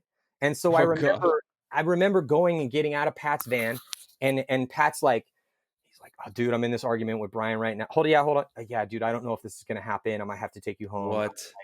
I'm like, okay. So then I go and sit, and the sun was setting, and I go and sit up in NorCal, up in Encinitas, and I sit, there's like I'll never forget it. There was like a dirt. And this is before I can fucking, get on my phone and just start scrolling around playing games, looking at Instagram. Yeah, of course. So I'm just sitting there, just kind of sitting there for like 45 minutes while they argue whether or not I'm going to go and record the intro to Sunday Drivers. And so, and I'm just like, well, and I'm like, if it doesn't happen, it doesn't happen. But if it happens, I'm going to really try to nail this. Oh, dude. And so then and after a while I start to like kind of meander back. I'm like, doing this or what? Pat's like, fuck, man, I don't know. So they're going back and forth. And in Brian's defense, because Brian and I have talked about this, he's like, Matty, I didn't know how good it was going to be, but I knew you'd do a good job. It's not that I didn't want you involved. It's just like, we need to finish the fucking film, man. And anyone that works, you have a job, you work in production, you know how this is. Like, shit's got to get done. And, but it's hard to rush something. Like, think about it. Like, you're going to rush Sunday Drivers, Jeez. It's like, what's paintball's return on investment for Sunday Drivers? Okay. Like, think of all the money that was spent to produce that, which, wasn't necessarily a drop in the fucking bucket, but how much money has come back to paintball because Sunday Drivers existed? For sure. You know what I'm saying? So it's like, anyway, but I don't want to fault Brian for this. I love Brian Benini. Well, it's so funny, real quick, because yesterday we had Tom Cole on, and we just released that episode, but he said he got into the sport because of a flyer he saw at a hunting shop, right? And so a little 10-cent flyer, he's like, man, that 10-cent flyer has definitely got its money's worth. Tom Cole, president of the NXL, what he's done. 1,000%. Hey, everybody go and find Sunday Drivers. Wait, go and find. Yes, do that for sure. You could easily find it on YouTube. For the sake, if you don't mind, with your permission, Matty, I have the speech right here. I can try to do my best Matty Marshall impression. Oh, hey, could you give me a read? All right. Okay, here we go. It happens on a random Monday, coming back from an event late on a Sunday night, right before you get on a plane and you're about to be frisked for the third time. You're driving, you're flying, you're sitting in an airport seat with boys from the team. You're drinking stale coffee and trying to stay awake. You're explaining the fat welt on the side of your neck to a confused stranger or a best friend. You're coming back to the other life, the life without paintball, where no one understands why you do it. You're tired, you're working on little sleep, and the question creeps up. Why do I do this? Why the travel? Why the losses and missed work, the missed school, hours of practice, and complaining girlfriend? Because the lure of living a paintball life is just too potent. It feels like you can live as loud as you want. Because I am a paintball player. Dude, let's go. I feel like it's missing something at the end. Me too. Right when I got to the end there, I was like, wait, that's not how it ended. I think so too. Matty knows. Matty knows. It's fun. I was like, there's no way Matty ended it like that. There's got to be another sentence right before I am a paintball player. There's definitely another sentence there. For sure. Damn, I was almost crushing it. Even to this moment, like it gave me chills. My whole head started tingling. It's just, I don't know, the way that those words are stacked together it just hits so heavy. All right, I got it. Yes, okay. Oh, now we're gonna knock the paintball world off its feet right here. All right, let me give you a read here. Let's get a read. It happens on a random Monday, coming back from an event, or late on a Sunday night, right before you're right before you get on the plane and you're about to be frisked for the third time. You're driving, you're flying, you're sitting in an airport seat with boys from the team, drinking stale coffee, trying to stay awake, explaining the fat welt on the side of your neck to a confused stranger or a best friend. You're coming back to the other life, the one without paintball, where no one understands why you do it. You're tired and you're working off little sleep, and the question creeps up. Why do I do this? Why the travel and the losses, the missed work, the missed school, the hours of practice, and the complaining girlfriend? Because the lure of living a paintball life is just too potent. And the products of the road, the travel, are memories forever and trips in strange lands with stranger people. At tournaments, it feels like, for once, you actually get to live as loud as you want. It's worth all the sacrifices. It's worth all the bullshit. Because if you work hard enough, a Sunday will roll around and you will be in the huddle, screaming, with your hand in one among 10, playing for a world title, and suddenly all those cliches that you ever heard make sense, and you are defined. You say it to yourself, and it means everything. I'm a paintball player, and this moment, right here, is my life. That wasn't even close to what dude. It wasn't even close to what I'm so pissed right now. Who was this idiot that posted this? I want to message them from this 15-year-old post that he put. This was on PB Nation. John Dresser, you have some explaining to do, buddy. This is how could you let this be on there? Because that was the Kush right there, Matty. That was the Kush. Yeah. You're kidding me? And that's Get out of here. like the video opens up, dude. Yeah, man. Well, I wrote that at 21-ish at my apartment in PB, probably after some beers. Yeah, shout out. Yeah. But again, I'm glad that we got it. I'm glad that we got to get it in. And I don't want to fault, but that's the true story. That's the story of that. It almost did not happen. I'm glad that it did. And Marcelo's wiping tears from his eyes. It was a beautiful moment, dude. Well, I mean, a lot of us, especially in our generation, can look at that film as a driving force into why we continue to play, and why we are where we are. Like, that film was just incredibly inspiring. And so understanding how that affected me and my career, and I know some of my peers, we need to continue to have cool stuff like that. And we do, and that's great, but that is a pivotal film for me. It just really was. Mm-hmm. Well, I think that I just want to let's say you're, I don't know, 15 and listening to this, or 21 and listening to this. Mm-hmm. Excuse me. The lure of living a paintball life, the products of the road, those are still there. That shit still exists, and it's there for you to crack open through the force of will. And even though paintball can be expensive and time consuming, but it just provides, I call it the gifts of the game. And I've been calling that for a long time, because the gifts of the game they are truly potent. You do get to live as loud as you want to live sometimes, whatever that means for you. Sure. Dude, that hit hard. That hit heavy for me when you said that. Yeah, it's like, because for some people that's, getting wild and actually loud, and being like, hey, we're here with our boys, and like the New York Extreme guys, they're gonna roll up, and those dudes are there. And we played against a lot of guys like that back in the day. I mean, that's an iconic stereotype of paintball players. I played with a lot of guys like that. I mean, guys from New York, like Nicky Cuba, Nicky Vegas, those dudes. But it's just that shit still exists. It's gotten different now, and obviously we're living in this pandemic world, so it's not as open as it was back in during my heyday, which was like 95 to 2005 ish. You could actually say a little bit more it was more super crazy, because like Marcelo alluded to, and we could tell some of these stories, but kind of how we got there and how paintball changed.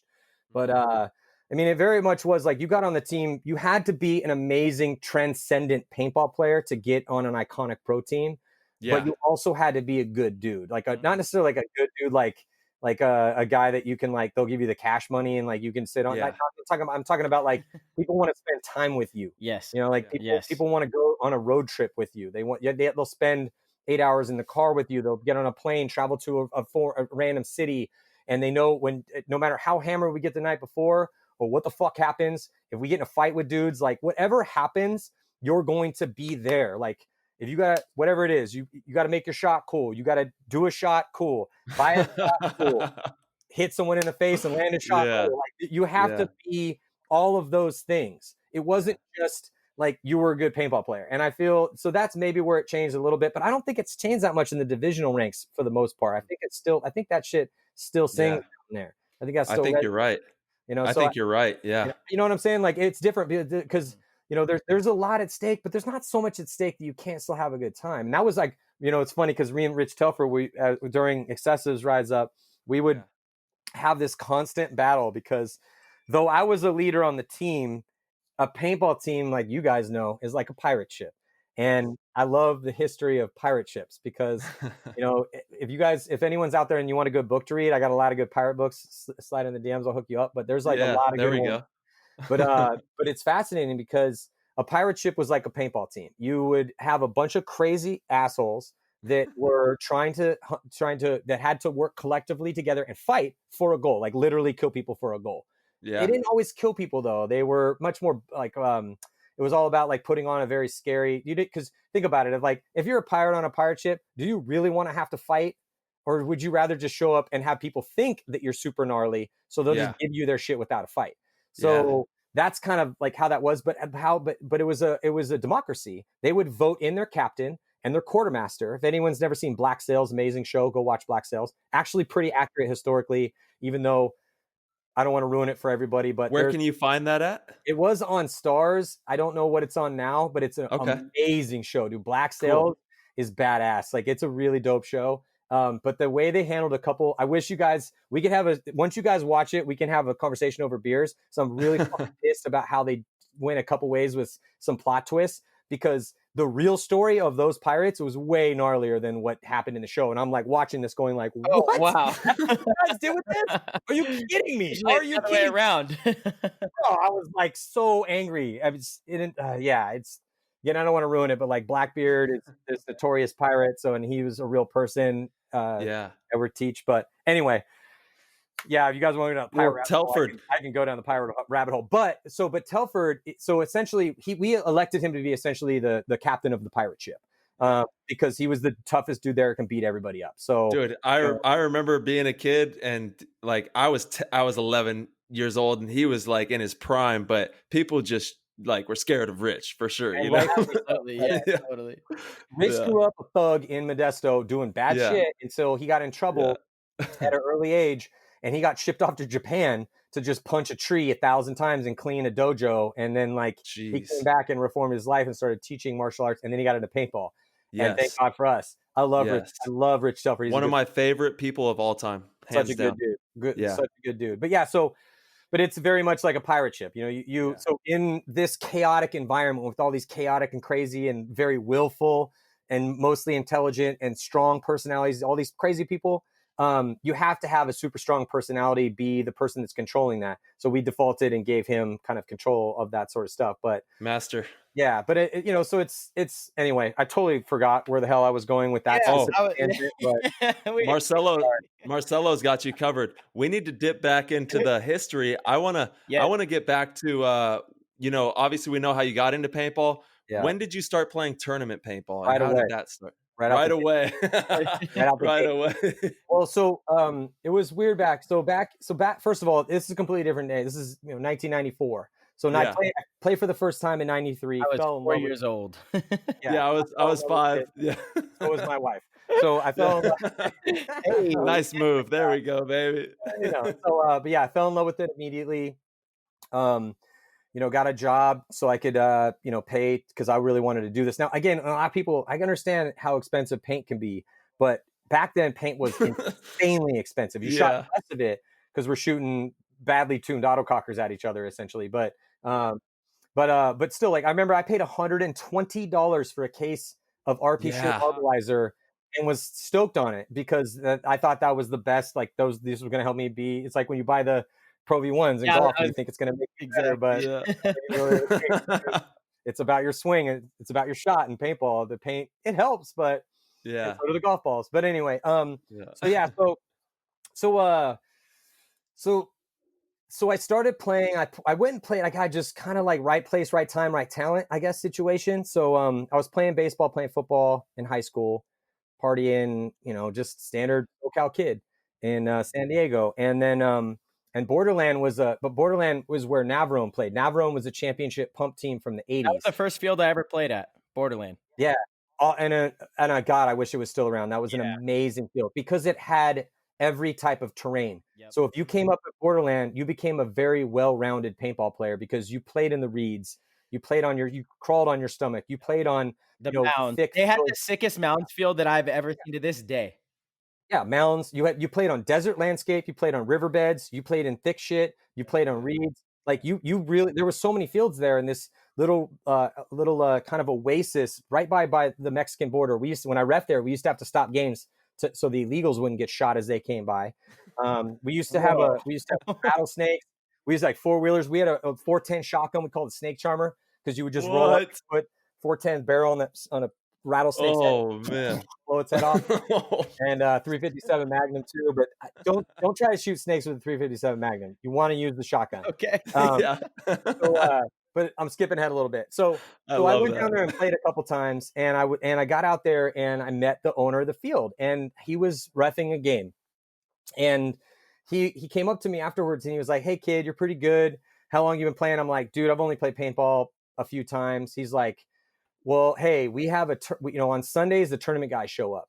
So if you want to come out and play with the tournament guys, then, that's the day you want to come. And if you're good enough, we're looking to pick up some younger players because Navarone was aging out. They had 2 10-man teams, Armageddon and Apocalypse. And they needed some young blood because they were good in 86. And now this is 1993, 94, or beginning in 94. And they needed some young blood. There was no young dudes on the team. Every dude on the team was like an old construction worker, guy that worked in the movie business, dudes that owned businesses. Like they were all 28 and up essentially. Mm-hmm. So I show up on Sunday, and actually the way I got out there was my dad would not let me take the car. I didn't get the grades he wanted me to get. And he refused to drive me down there, and he wouldn't let me take the car. And I told him, like, look, Dad, I have this tryout for this pro team. And if you don't let me go, I may miss my opportunity. And he's like, I don't give a fucking shit about your fucking pro paintball opportunity. You got to do what the hell I tell you to do. And if you need to learn this lesson now. If you don't do the things you're supposed to do, you ain't going to do shit in this life. And I was like, okay, fair enough. He's like, now look, I didn't tell you can't go, but you can't take the car, and I'm not going to take you down there. So I'm like, how the fuck am I going to get down to Borderland? It's 7 o'clock in the morning on a Sunday. I'm 16 years old. So I go into this little chest that I had with all the money I had in the world at the time. That wasn't in like my piddly ass bank account. And it was like $150. And so, no, I think it might have been less than that. So I then go back to the phone book, and I call a cab company, and I go, hey, I need to go down to Otay Mesa from Claremont, which is like 40 minutes. And how much is that going to cost? So like, I don't know, probably $60. I'm like, okay, cool. Pick me up. And I get a cab to come and pick me up at my house when I'm 16 years old, because my dad wouldn't let me take the car. What a savage. What a savage. I had no idea how I was going to get back. No idea. I was just going to figure that out when I got there. So dude, play the game. Let's go. That's all heart right there. So I take a cab to my first paintball tryout. I show up, I get out of a cab. These old dudes are like loving it. They're just like, what the fuck is this? You don't show up to a cab at a paintball field in 1994. You have the fucking Otay Mesa. Dude. So I get out of the cab, put my shit off, and they're like, what happened? I was like, got an argument with my dad. He wouldn't take me down here. They loved it. They're like, hell yeah, we'll get you a ride home, dude. We'll get you. Where do you live? And I was like, I live in Claremont. So Kenny Chamberlain actually was the dude that gave me a ride home.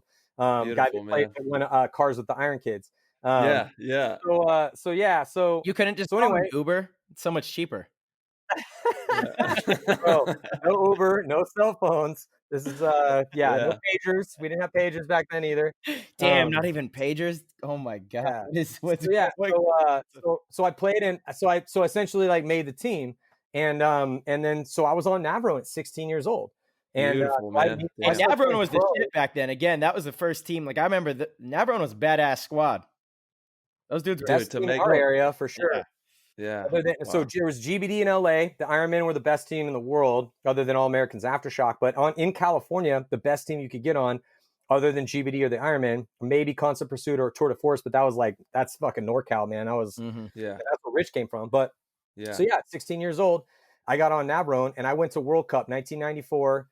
All paid for. My very first time when I was 16 playing pro paintball. I was the youngest pro there. Whoa. In the entire 72 teams, like out of all the teams that were there, I was the youngest pro player at the time. Dude, that is crazy. So you are like, I inherited that. We inherited that from you. You know, like Well, it was Matty, I think, and then Oliver, and then Tyler, and then I was one of the. I was never the youngest that did it, because Tyler, you hold that at what was 13, 14, something ridiculous. But 13 is when I got on Oakland. But I still don't. I'm 31 now. I'm like, what the fuck happened? You know, where did all the time go? Yeah, what happened here? But yeah, it's a beautiful thing, man. Like that, it's so much fun. We were kids and playing paintball and being able to do it, on someone else's dollar. That's great. Don't have to pay for it. It's like, okay, let's do this for sure. It allows you the freedom to really pursue the dream, right? When you don't have That's right. the uphill battle of, because paintball is not the cheapest sport, and so when all that stuff is taken care of, you can really take advantage of the opportunity and put in the work. That's right. Yeah. But it was, but putting the work in back then was different. And that's what's fascinating too, because, so now it's like, I think we take that quote for granted because there was so the old men to consult on things were these guys who couldn't shoot left-handed. And to be honest, like in retrospect, that they were good at the game of paintball, of knowing what to do when, and so just to kind of set the context a little bit, we're playing on massive woods ball 10-man fields, 25-minute long games, camouflage. At first, we weren't wearing face masks, so we just had goggles for 2 years. Like, we did not wear face masks. I actually thought about quitting paintball when they made us put face masks on, just because it looked so lame and was just so weak and pathetic to me. And I was like, and as a cocky young kid. That's how I feel about the chin strap. I was close, dude. I was close to just saying, fuck this, dude. I'm not wearing this damn chin strap. But hey, we need insurance. That's right. The reality of the world as you get older is like, you need insurance. That's right. The insurance companies say they will not provide it for the events if we don't have that. I don't know, but I'm just that's what I would have to assume. That's what they said about the face mask. They literally would not insure the tournaments or the fields if we didn't put face masks on. And there wasn't even like somebody got shot in this, and he said, I don't know. It was just that and there was a guy named Larry Castillo at the time who I liked. Larry, he was nice to me, but he was in insurance, and he started insuring all the paintball fields, and he was kind of the guy that I blame for making us put the face mask on. He was nice to me, but I really, I mean, dude, I'm sorry. It just offends my aesthetic. It's like, remember that movie Boiler Room? Did you ever watch that movie? I haven't. Remember that? Oh, bro, you haven't seen Boiler Room? Marcelo, bro, we should watch it together and get hammered. But it's a great. It's Ben Affleck. It's Giovanni Ribinski. It's such a good. It's like a movie about stockbrokers. It's so good. Yeah. There's like a scene where Ben Affleck's like the just big swinging dick badass stockbroker who just rolls in and is just always telling people the business.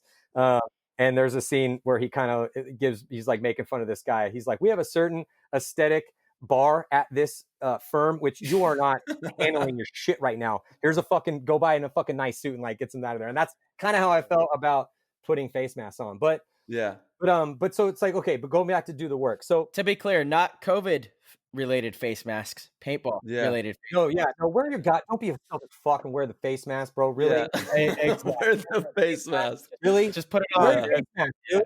Like, come on, man. Like that common courtesy. It drives me crazy. A lot of people just don't believe it works. They think that it's propaganda. It's the studies and there is. I don't care about any of that. That doesn't matter. Well, it's courtesy. It does matter because the data supports. Well, of course it does matter. So I know it matters.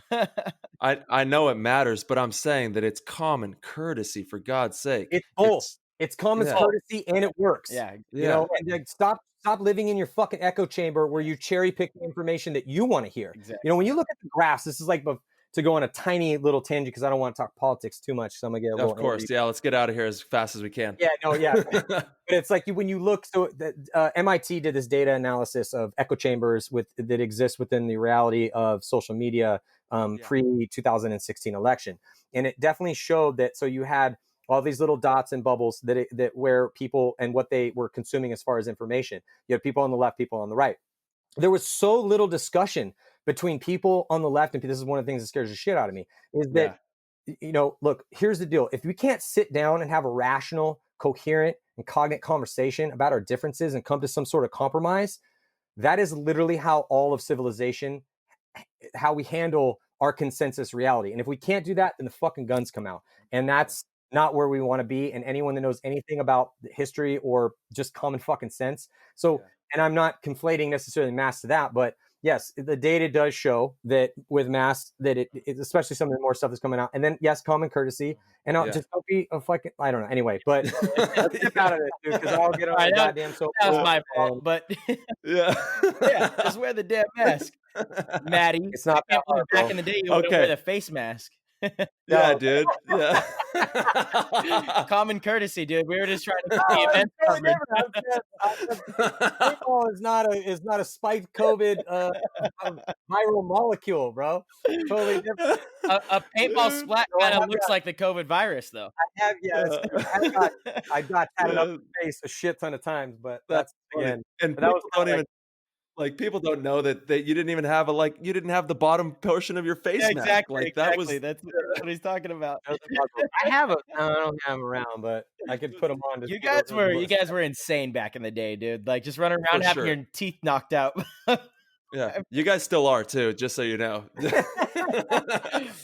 the OG, man, straight up the OG. But yeah, so okay, so back to do the work. So I remember looking around, and I remember going up to an event, and there was a dude, and I got to have this conversation with Glenn Forrester not too long ago, but he had his team called GBD, the Good, the Bad, and the Deadly.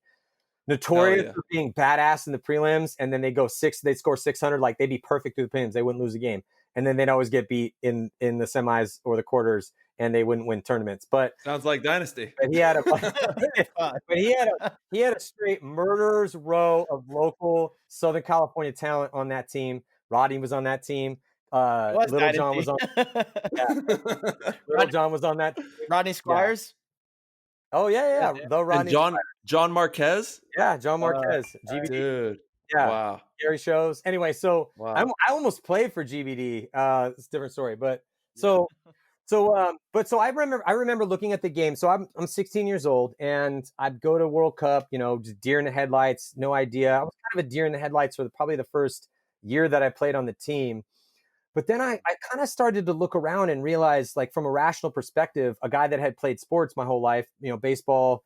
I grew up playing baseball, and then I only played football for 1 year in high school, the same year that I started playing paintball. And then my senior year in high school, I quit both because all I wanted to do was work and play paintball. That's all I wanted to do, because I felt like I was pretty good at it. And I had this carrot in front of me of like, hey, if you're good enough at the end of the year, we'll bring you to World Cup. It was the very first year that they held World Cup in Orlando. And whoa, and to put things in perspective. So it's like, and God bless his soul, but Tim Montresor had put together this 10-man event where he sold out 72 10-man woods ball teams in like 5 minutes. The very first event I ever, because people are like, damn, we could talk about this too, but paintball's going to die, or paintball's this or that. Bro, I've been hearing that fucking paintball's going to die conversation since I was 16 years old. I'm 42. Like, I'm so tired of this bullshit, dude. Yeah, man. I'm so tired of this bullshit. Like, it drives me fucking crazy, because that's a different conversation. But it's not going to die. Paintball's not going anywhere. Die, dude. It's not going to die. It's not going to die. And that's a different conversation. But it's not going to die. But at the time, I remember having conversations. First of all, we were having legal issues back then. Like, paintball's fucking illegal in certain counties still. And God bless Jessica Sparks. God bless her soul, that she went and fought the fight as a lawyer and made paintball legal in a lot of places. But that was a different type of that paintball's dies going to die conversation. And that shit could still happen, especially with a lot of bullshit that's going on these days about all this anti-gun stuff. Anyway, but I looked around and I kind of saw the state of the game, and I was like, first of all, when we show up to practice, like, it's practice, but all we're really doing is just playing games. Like, you roll up in the morning, everyone's bullshitting.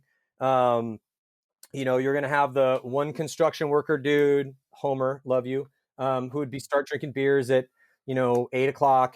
And then they'd play, and we just play a series of 10-man games, and then that was practice. And then no one wanted to go play speedball, but I'd always be the kid who was like, let's go play speedball, which was back in the day. Speedball was plywood bunkers, and then on a little field. And like, that is funny that's what our game is now. It's like ironic that it's like no one wanted to do that. So I would have to drag the old guys over to speedball, and half of them would be like tired as fuck and didn't want to do it. So, but I looked at this game, I'm like, no one could shoot left-handed. There wasn't a lot of like efficient sport elements to it. It was kind of like art almost, just, it's all subjective. What's good is very, how do you know what's good? which is why I got so adamant. Like that, honestly, if we fast forward a little bit to 2008-9 when I retired, was because to me, I wanted to really help carve a sport out where we have statistics and a show and like constant stories being told and all that sort of stuff. But we can shelve that for a second. But so I looking at this and I'm like, dude, no one can like play out of an entire side of a bunker. That makes no sense. Cause I remember I went up and watched, we played a 5-man tournament in 1994 and in the middle of summer up in LA, it's hot as fuck. And this dude named Johnny Robinson just crept and won this game by himself in a 5-man. And he came down and we're in the, out at Fields of Fire or whatever. We're like on a riverbed out in the fucking Riverside County, like hot. And so he came down this, I still remember it. He like came down, he shoots a dude in front of him. He creeps up left-handed. And I'm watching this dude like creep up left-handed. He's not a lefty. And he came down and, he was just playing very efficiently left-handed. And I looked at him, I'm like, that's the future, man. Like we have to, every single person will shoot left-handed. Once we get there, it will that will be synonymous with good paintball. So I went home and I started running drills in my backyard every single day. I would come home from school and I would take my autococker and I would take 10 paintballs. And I ran this circuit around my parents' house every single day. And I would set it up. So I would start off on a jog so I could get my heart pumping. I would go around my parents' house, by the brick wall, by the wood fence, by the trash cans, push a door open, go through the front yard, by the cars, have to dip through my parents' cars, go around the back, and then I would come out with a little winded, and then there would be a big tree, like a stand-up. And so I would come up to that, and I had a route that I ran, 10 shots. I would come up and I would go right-handed one shot, switch hands, left-handed. Then I would go up to another chair that I had set up, and I would go right-handed out of there, right-handed out of there, 4 shots, over the top, 6, over the top, left-handed, 7, and then I would come out again, right-handed, 8, 9, and then I would on the run try to shoot a shovel. The shovel was what I was trying to shoot the whole time, that I would put up on our fence in the backyard by the canyon. And the last shot was to bunker a little spot that I put, which was like around the cut. And I would just run that over and over. And when I ended up meeting Todd Martinez, I brought him over to do that. Me and Davey Williams, who would run these. And we would run this until you could hit all 10, so that I could come all the way around and on the run, boom, hit the shovel, boom, boom, run up the thing, boom, boom, boom, boom, boom, and just do it. So you would go 10, and if you were at like 8, 9, like whatever it was, but you needed to be around 8. So we would just do that all the time. And we taught ourselves to shoot left-handed, not because somebody told us to shoot left-handed, because no one was shooting. I was having arguments with, dudes would have arguments with me. I still remember having an argument with the owner of the Russian Legion, Sergey, who I love. And so he was trying to convince me one time. He was like, okay, no, the best way to shoot, and this is a common conversation I have with guys, because how people used to shoot right-handed is they would take the gun. So, right-handed, left-handed, they would take the gun and they would put it on their other shoulder and they would come out like this. That's right. And they would do it like that. For all of our listeners on the YouTube channel, we got Matty showing how to do the old Kentucky Derby fakie right now. Left-hander right there. Yeah. That was everyone left-hander at the time. And so my argument to them, I'd be like, okay, cool. That's your argument. You think that's the best way to shoot left-handed? Then why don't you do it right-handed that way? Yeah. Why don't you do it right-handed that way? And they're like, they would have no answer for me. They'd be like, well, I'm like, there you go. Why don't you just stop being lazy and learn how to shoot left-handed? Exactly. Well, it's no wonder that you got so damn good, because you guys are innovators. Like Marcelo said, you guys innovated a whole new, and the gentleman that you saw is obviously the kernel that started the growth of this innovation. But man, you didn't sit back. You didn't wait on anything. You set up a damn field. You ran around your parents' house and you shot your paintball gun and got better, Well, and it's funny too, because of course the innovator, he was such a fucking wild man. This dude was the first time I met Johnny Robinson was we would go to Old Conquest back in the day in LA. Old Conquest was a dope paintball field, like old oak trees. Yeah. All this, just a badass field. And it was on the other side of these railroad tracks. And there was like this big dip, and he had this big lifted truck, and he would just, go past everyone, causing a dust storm, come over and like jump his truck on the way there, and then roll up in the parking lot. And he was just like wild, crazy, long haired brunette dude. And he'd be like, bro, I was doing tons of acid last weekend, man. I was on acid all weekend long. And like he was a wild man.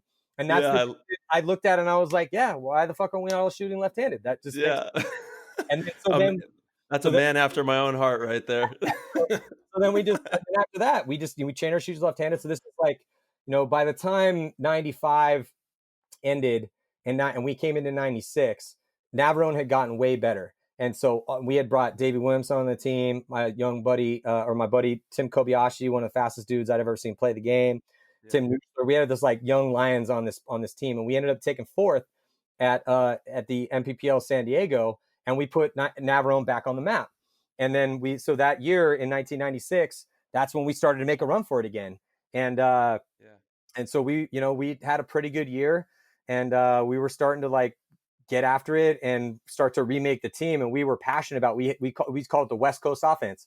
It's like, we looked at the Ironmen at the time. And this is another thing too, is that if you look at the history of paintball and how the Ironmen, Aftershock, and the All-Americans and their different styles at the time, they were all dictated and formed around, I think this makes a lot of sense, of the topography in the landscape in which they played the game. And the Ironmen they played, if you went back to like playing at Felton back in the day. Tyler, did you ever get a chance to play at Felton with the big? No, I heard so many stories about this. Dude, you would go play in the redwoods, and so you would have these huge, gigantic, like car-sized trees that were like stand-ups. Yeah. And one of the reasons, so the Ironmen played at Mirror Island, and they played at Felton, and they played at these other places, but they played at all these different spots, and their game was very charismatic. They could play in all these different amazing, situations. All-Americans were more kind of a tactical, like hold defensive type of game because of the fields they played at. Were very more static bunkers, kind of like what we see like your traditional woods ball field now, but they were really good at that. They had a couple big power players that could make and break games open. They were good at finishing. Mm-hmm. Aftershock just didn't give a fuck. They were wild maniacs, but they played more aggressive, but they don't play to the Badlands, and been in the Badlands. You can see the fields that exist there, very similar to the fields that existed back in the day. But the Ironmen had a very charismatic offense. So we, as the younger guys in California, we were like, the Ironman is shit. We want to be the fucking Ironman. Like, we wanted to be Navarone. We wanted Navarone, like guns in the motherfucking Navarone, dude. Like, like the old school movie, that we wanted to put Navarone on the map and win as Navarone. And then I remember sitting there at Denny's the day after we took, like, can't remember what we took at the 96 World Cup, but the old dudes took me out to breakfast before we got on the plane. They're like, so Matty, we love having you on the squad, and we would really like you to stay, but we're going to cut all the young guys except for you. So if you want to stay on the team, cool. Cause they were just a bunch of dudes, old guys that like, they wanted to have a club, and we wanted to have a pro paintball team. And that was the big giant chasm of difference. And so I listened politely and I thanked them for the opportunity, and then immediately went back and started planning moves to get the hell out of there, because, I didn't want to be on a paintball club. I wanted to be one of the best paintball players on planet Earth. And I wanted to be on the best paintball team on planet Earth. And I would do whatever it took in order to get me and my boys to that spot. So that was where it went, that's where I went to on a different journey from there. And before we continue on this journey, I just want to let you know, I spoke with Tom Cole. Speaking of game-changing decisions, we can now have sidearms in pro paintball. Hey, he said yesterday. Real quick, Ryan Greenspan also messaged me though, and he said, "Hey, jackasses, just so you know, I'm the one-on-one pistol champ," because he is actually. Last year he went out and played like a scenario game, and he did the. Bro, just because you beat Reaper doesn't mean you're the best. I was like, we are talking with Tyler Harmon is here in the me, and I said, you ain't even played me yet, buddy. Hey, I respect the fact that he won in. I respect that. He's a sidearm champion, but you're not taking a pistol to a real gunfight. You know what I'm saying? Like, I can't wait to play him with my sidearm. Oh, no, that's what he was saying. Is he said he's the one-on-one pistol champ. Yeah. And because with Tom Cole, I don't know if you listened to that one, Matty, but Tyler is really pushing for the pros to have a sidearm. So here's how it would go down. Once you pull out your sidearm, you can never go back to your gun. So it would make for some great TV. Like if it's like a 3-on-1 or something, and you're like, fuck it, I'm going John Wick. You just pop the sidearm, you run, you bunker someone, with the sidearm. That'd be really tight. Or if you're not using a Field 1 Force, and your gun goes down, you got to pull out a sidearm. Like, it's a great little added bonus, so you're not completely out of the game. Yeah, totally. I'm with it, baby. I can only imagine the commentary. I'd be like, Marcelo Margot completely out of paint right now, but look at this. He's going to draw his pistol and going to attack with that bold move. Bold move. Let's see if it works out. Yes, dude. I'm telling you. I'm a revolutionary. It's happening. I've already like I sent Tom a long email. I've been working this thing to the bone, and then I had him on the show, and I got him to say we can do it. So I don't know what my next move is, but he said we can do it. So it's good to go. And you know what? Something else that was really cool we talked about, and Tyler and I, as soon as he said it, we're like, okay, Tom, we're gonna push this since you said it here live on the Play the Game podcast. We're pushing this till it happens. But some sort of award ceremony that happens at least once a year to recognize different players, industry leaders, things of that nature, you know, which is something our sports needed for a long time. That's the whole reason behind stats. You know, that's your passion behind stats, telling the story and having something that creates these superheroes, you know? I couldn't agree more. I've been in talks with Tom and Bard and people over the years to do like a type of Hall of Fame. Yeah. It's just the actual, you know, because, you know, like as being somebody that has to be in the trenches, like pulling shit off, because like I'll have so many conversations with people that are like, bro, here's what we need to do. And I'm like, oh, here we go again. Here we go. I'm like, you know me, I'm always like, yeah, what do you want to do? And then they'll be like, we need to do this. And you know, over time, we've been able to pull a lot of that shit off. Like, we should have a cable cam. We should have instant replay. We should have a webcast. We should have this. We should have that. We should have stats. And I'm like, hold on. Okay, well, it's been a long road, and we've been able to pull a lot of that off. So yeah, we'll be. I'm sorry. What did you say? Hold on. No, hold on. I don't want to hear that this is a funding thing. Do you know how easy it would be? No, it's not funding. Okay. I'm going to elicit your guys' help in actually getting this shit. Oh yeah, Because this is not a funding thing. This is a time thing. Gotcha. So no. This is you're right. Certain things are funding. Like if I need a fucking drone to fly above, I got to buy a goddamn drone. Yeah. If I need another person to sit there and do replay, I got to pay that motherfucker to sit there and do replay. Like some things are a funding issue, you know, but this is a little bit different. If people are willing to volunteer their time. Couple $100 for plaques. We go to Sun on the Beach after every World Cup. You know, there's already the players' party, so to make the players' party even bigger, which is awesome. This could be where the ceremony takes place. You need one camera and, you know, a little stage. Like, come on, simple, easy peasy. Let's make it happen, dude. Feasible, dude. Feasible. Yeah. Let's make this happen. That would be so cool for the sport. And the cool thing is, Tom. Yeah, Tommy's really avid about it. Like that was cool to see. I feel Tom gets a bad rap, man. I really like Tom Cole a lot, and because he gives a fuck. And that's important to me. I feel like the people that give him a hard time don't really truly understand what's in his heart and how hard he does work. You know, like he has a really thankless, incredibly difficult job, especially with all this shit going on. But, you know, to speak to what you were saying, Marcelo, and you and I have had this conversation multiple times. Yes, I call this the 5 fingers of the sports marketing fist: heroes, history, ongoing narrative, spectacle, statistics. Those elements form a fist to punch you in the face, to make you give a fuck about anything. Like that's nobody just, for sure. I've said this so many times, but it's so important. Like nobody just wakes up in the morning and they're like, I really wonder what Marcelo and Tyler are doing today. You know, like you don't just get out of bed, roll out of bed with all the bullshit you got to deal with in life and instantly go, I wonder how Margot's doing today. You know, I really do. You know, like I wonder what's going on with him and San Diego Dynamo. No, that's not how the human mind works. This is not psychology. It's a fucking biology. We are emotional robots. Your limbic brain, the neocortex, those are connected. Anyway, it's a longer story on that side of things on the science. Dude, I love you. Matty, you're the best, dude. You are the best. Sorry, you just get me on a roll. And like, when I'm not like talking to you guys, like, so tell me more about point number 2, you know? But, you know, I appreciate you guys giving me a platform, but I love you so much, dude. But you can throw villains in with heroes. Because the dichotomy of the human soul and human existence. So if you look at how, you know, like, dude, wrestling, and I don't want to make paintball into wrestling, of course, but and we can go to, we could spend 3 hours talking about just this within the framework of sports over, you know, the history of modern sports, going back to how baseball, boxing, and football, and American football, at least soccer over there, like all these different elements came together. But they bring those things, history and villains, you know, ongoing narrative, spectacle, statistics, all these things, they come together. And they're different opposing poles of information that flesh out a very complex narrative, because ultimately it is about story. So I know, like, Marcelo, you and I have had this conversation multiple times, but there's a fascinating author called Yuval Harari, and he has written 2 books, one called Sapiens and the other one called Homo Deus. Homo Deus is super interesting. It's basically, you know, what's going to happen in the future. You know, Homo Deus means like man God or man is God, God man.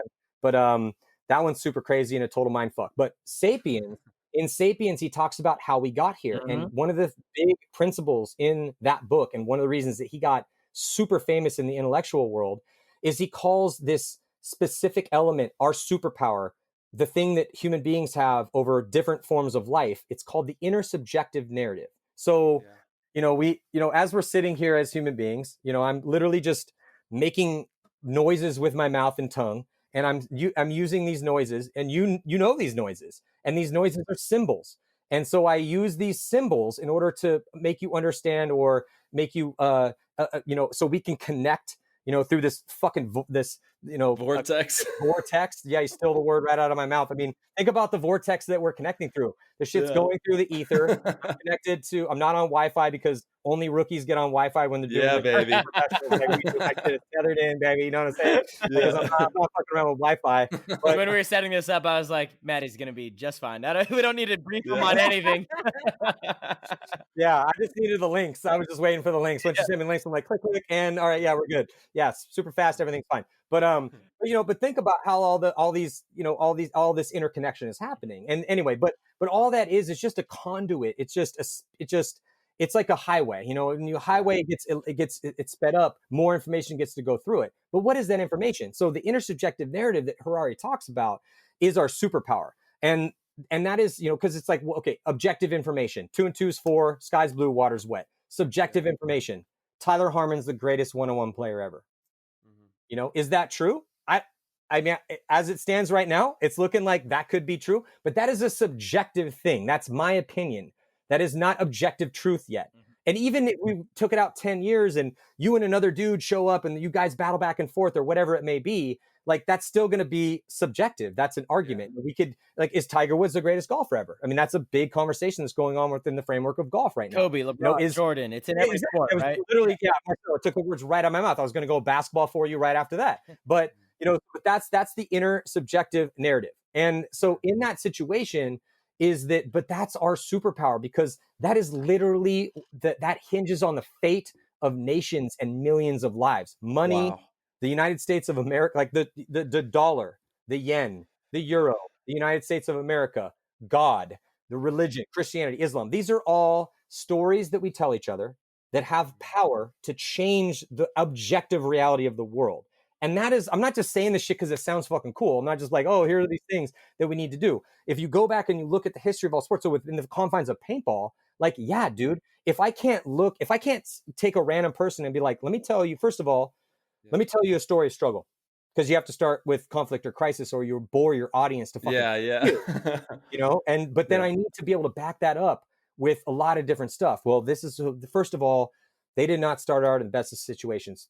You know, Tyler Harmon's 12 years old, out in the fucking scorching hot summer of Modesto, you know, at a paintball field. You know what I'm saying? Like, that's how you actually, real quick, Matty, you actually helped me so much with overcoming my injury because of that whole narrative with that. You know, that was when, again, you know, I first spoke about like 2009 when we went out to a lunch at Huntington Beach, but really in 2012, that was the year that I felt that we really connected and became pretty good friends. You know, we would have a lot of lunches. You were working at Dye. I lived right down the street. I was playing for Russian Legion, actually it started over the off season. You know, I was trying to recover from an injury, and you're like, dude, you have to share this story. You got to tell the story of this adversity. That's right. And I didn't really want to at first. You know, I just wanted to kind of try to overcome it the best way that I could and get back to playing. But you're like, no, this is what is going to help build your brand. This is a enduring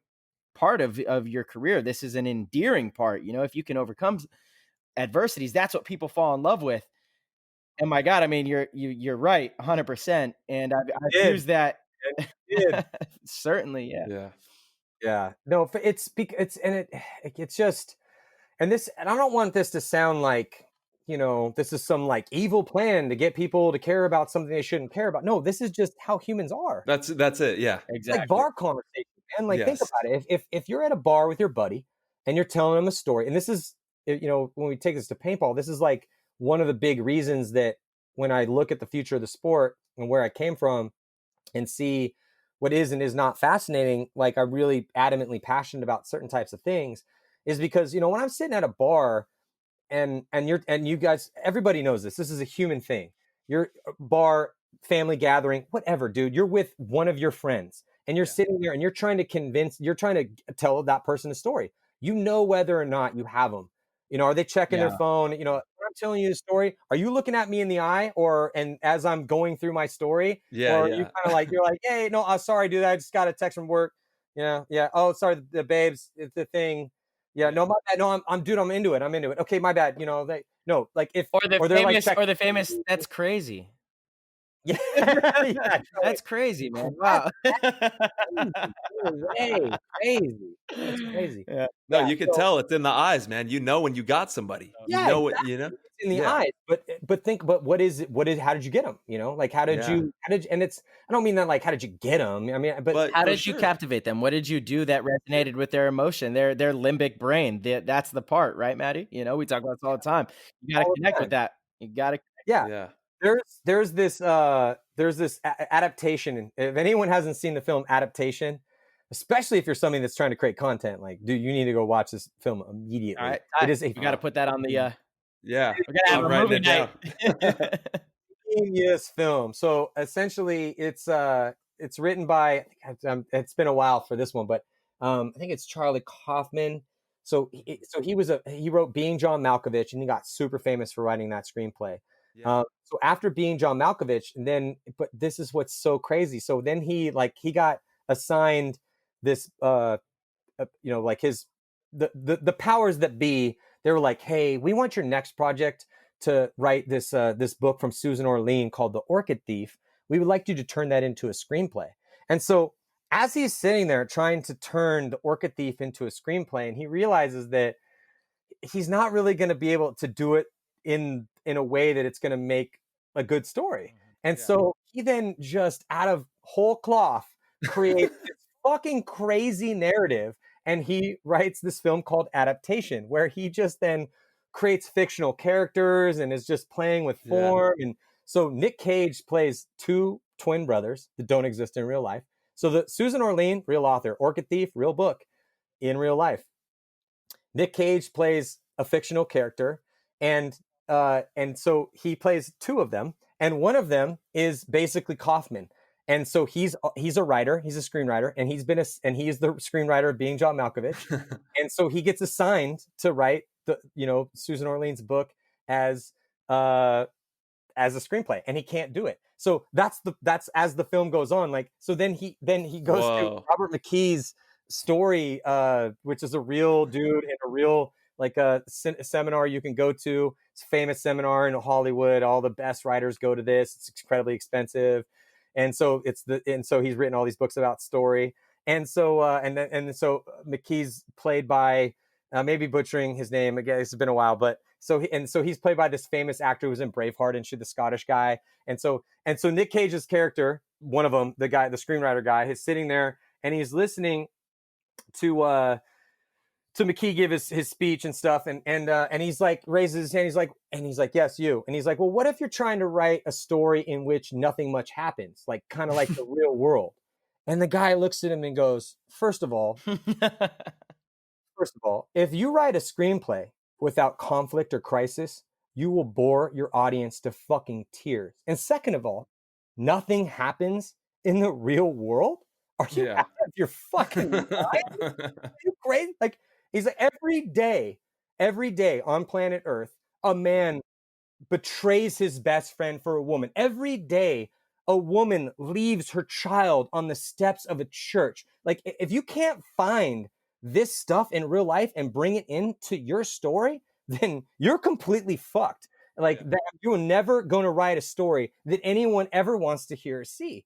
And so, as the people telling stories for paintball, like, I'm not saying I don't want to turn this into WWE, but we have captivating shit that's happening out here. If you can't find the conflict and crisis and the drama and bring that to the world, we're fucked. This is never going to. Why do you think Conor McGregor makes so much more money than everyone else? because he brings the conflict and crisis in. And people are, it really literally is red panty night. No matter what anybody says, they get a match with Conor McGregor, they are now rich. And that is just how it is. Dude, and they are like that. That's just the fucking way it is, dude. I told you this a long time ago, Matty, when women first started competing in the UFC, one of the first fights that I watched, well, actually the first women's fight that I watched was Ronda Rousey versus Betch Correa. And it was, honestly, I don't know, that might've been 5 years ago. It was a long time ago, 7 years ago, could have been longer. Maybe it was in 2012. Yeah. Honestly, it was a long time ago, that fight. But I did not care to watch women fight UFC, and nothing against them. I just wanted to watch the baddest dudes on the planet beat each other up because that was what I was into. I did not care about women's fighting. That fight, the build up to that fight, Betch Correa, this Brazilian chick, just relentlessly shit talked Ronda Rousey to the point to where I'm watching all these free ads. You know, this is all free. It wasn't, you know, you didn't have to pay the pay-per-view for this. It was all 100% free. You're getting to watch this build up to the fight. I said, oh my God, I have to watch this fight. I don't even know who these girls are. This, you know, Ronda Rousey is an icon in the sport now, but back then to me, she was nobody. I had no idea who she was. But because of the buildup, and it seemed so genuine as well, the hatred for each other, like how much they wanted to fuck each other up. I was like, I have to watch this. I paid $100 for that pay-per-view fight. $100. Listen.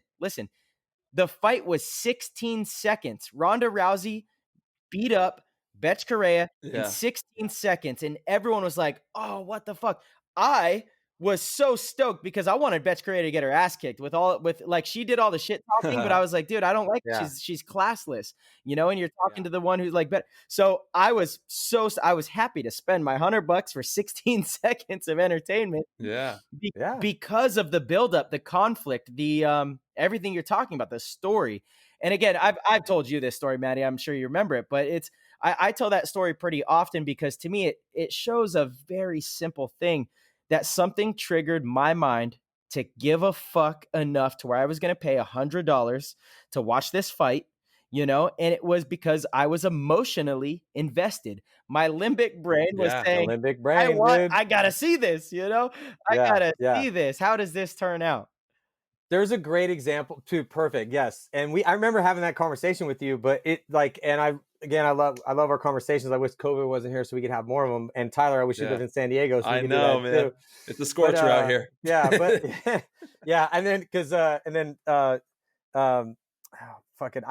would have loved to come by and eat lunch with you guys, but I was trying to get through that surface of the sun before. Just get out of the sun. Yeah. And then Phoenix also, if you're going to Texas, like Phoenix is like an hour and a half detour, you know, like that's not, because you're in Phoenix, right? I'm like in Gilbert, just southeast a little bit, but it's still a mission to get to where I'm at. It's not. Yeah, because I had to pick Lauren up on our last trip, and like that adds a little bit of time. Oh yeah. No, but, we're gonna have tons of time to shoot the shit, brother.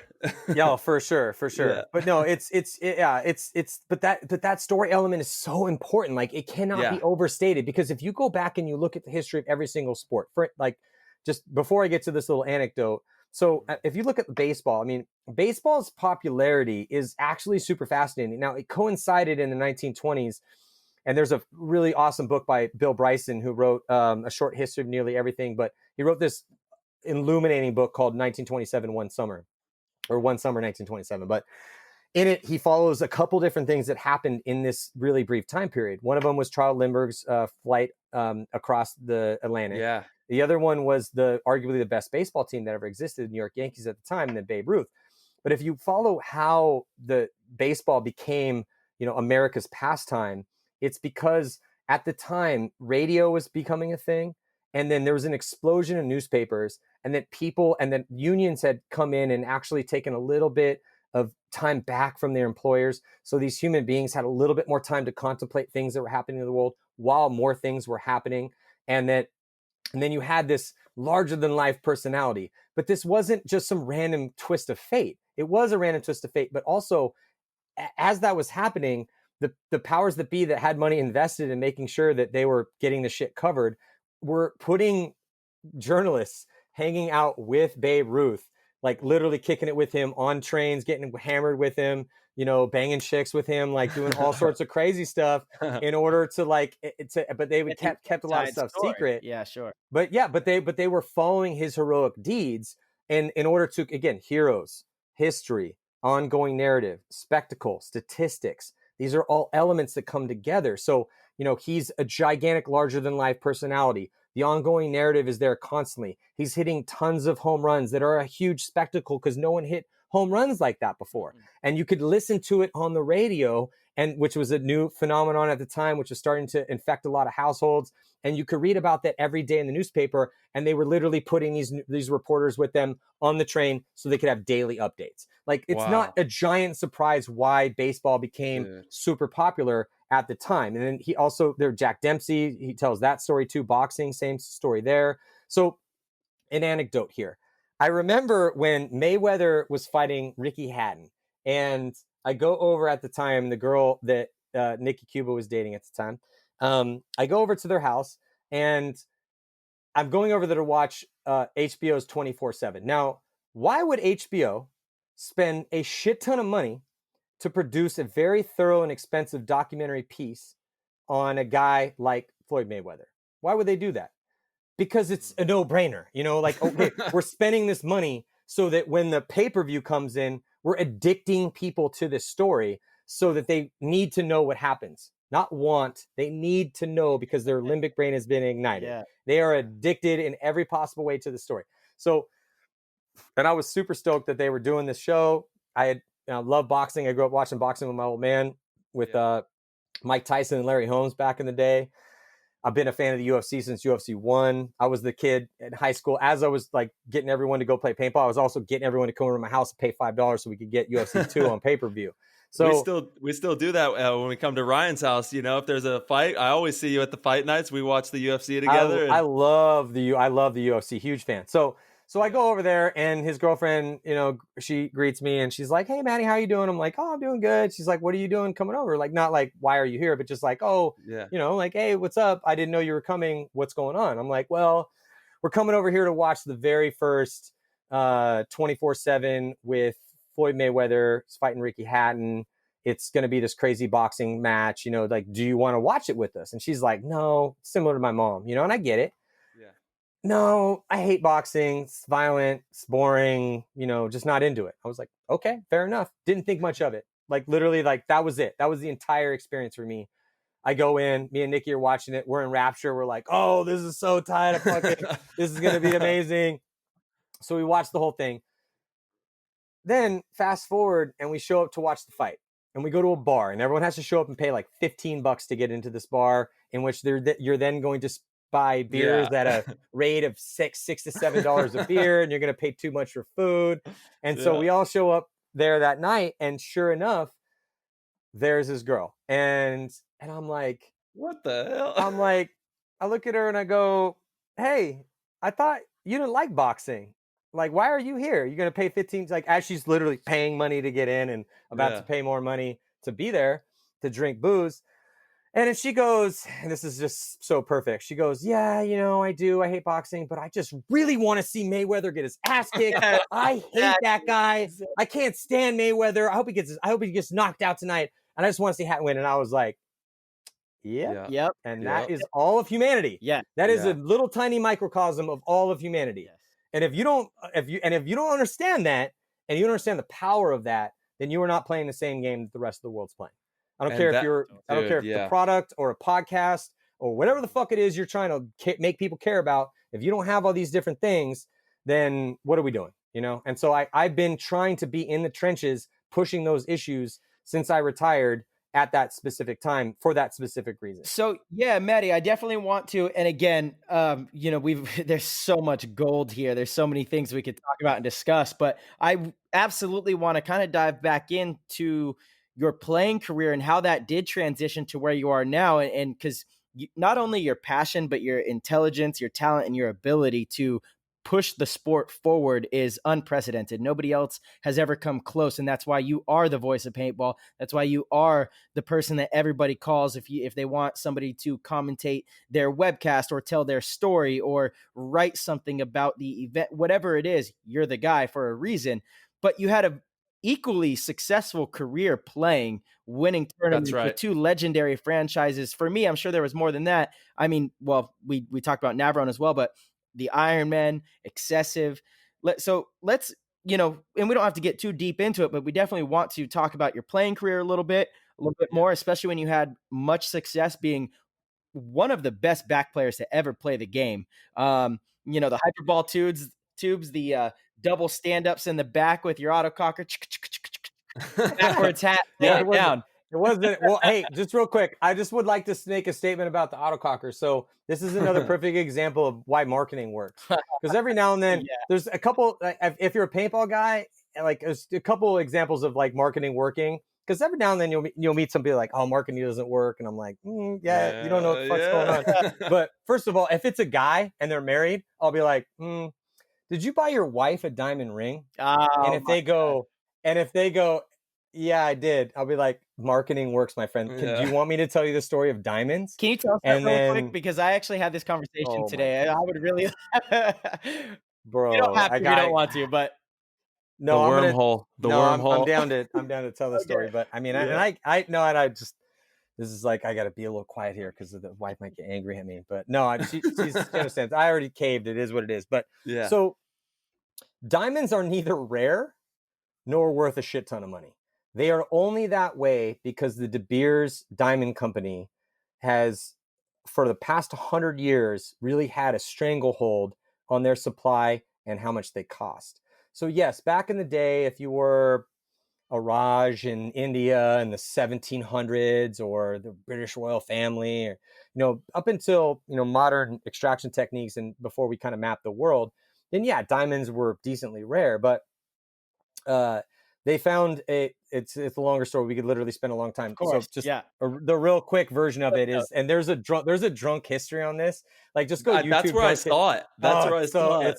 It's so annoying. But also before I even talk about this, like, dude, if you are a dude and you are getting married, don't fight this fight, my friend. Like, this is not the hill you want to die on. Just buy the fucking diamond. I'm fighting it. Don't do it. Okay, you're gonna lose. No, and it's gonna be frustrating. I'm the first one to win, and I'm gonna change the way moving forward. Watch, Matty. I fought it too. And it is a foolish fight to fight. It is not. It's not the hill you want to die on, my friend. I'm telling you. Like, it's just, some people win some tournaments. Okay. And others. I'm just saying. You're okay. All right. Hey, Marcelo. Tournament. You argue very well. I appreciate your mental fortitude in those moments. So, dude, have at it, kid. Like, I hope you do it. I hope you win. I'll let you know. He's one of the best. He's one of the best, dude. The best arguers, my business partner. I love him. Yeah, no, for sure. And God bless him for it. If you don't have, whether teammate, business partner, wife, husband, whatever, if you don't have somebody that's good at fucking arguing, I need him. Kick them the fuck out and get somebody else in there that's better. I know, dude. Because that will make it's going to make your shit more sharp. Because if you have to argue against somebody that's really good at arguing, everything you do is going to get better. Everything. What are the projects going to get better? Your game plan is going to get better. Your marriage is going to get better. Everything's going to get better as long as you're willing to understand that we're just having a joust, mental joust back and forth. We're not going to get super butthurt about my wife, who's right and who's wrong. My wife's going to be wearing a moon rock. Sapphire, those are rare. There we go.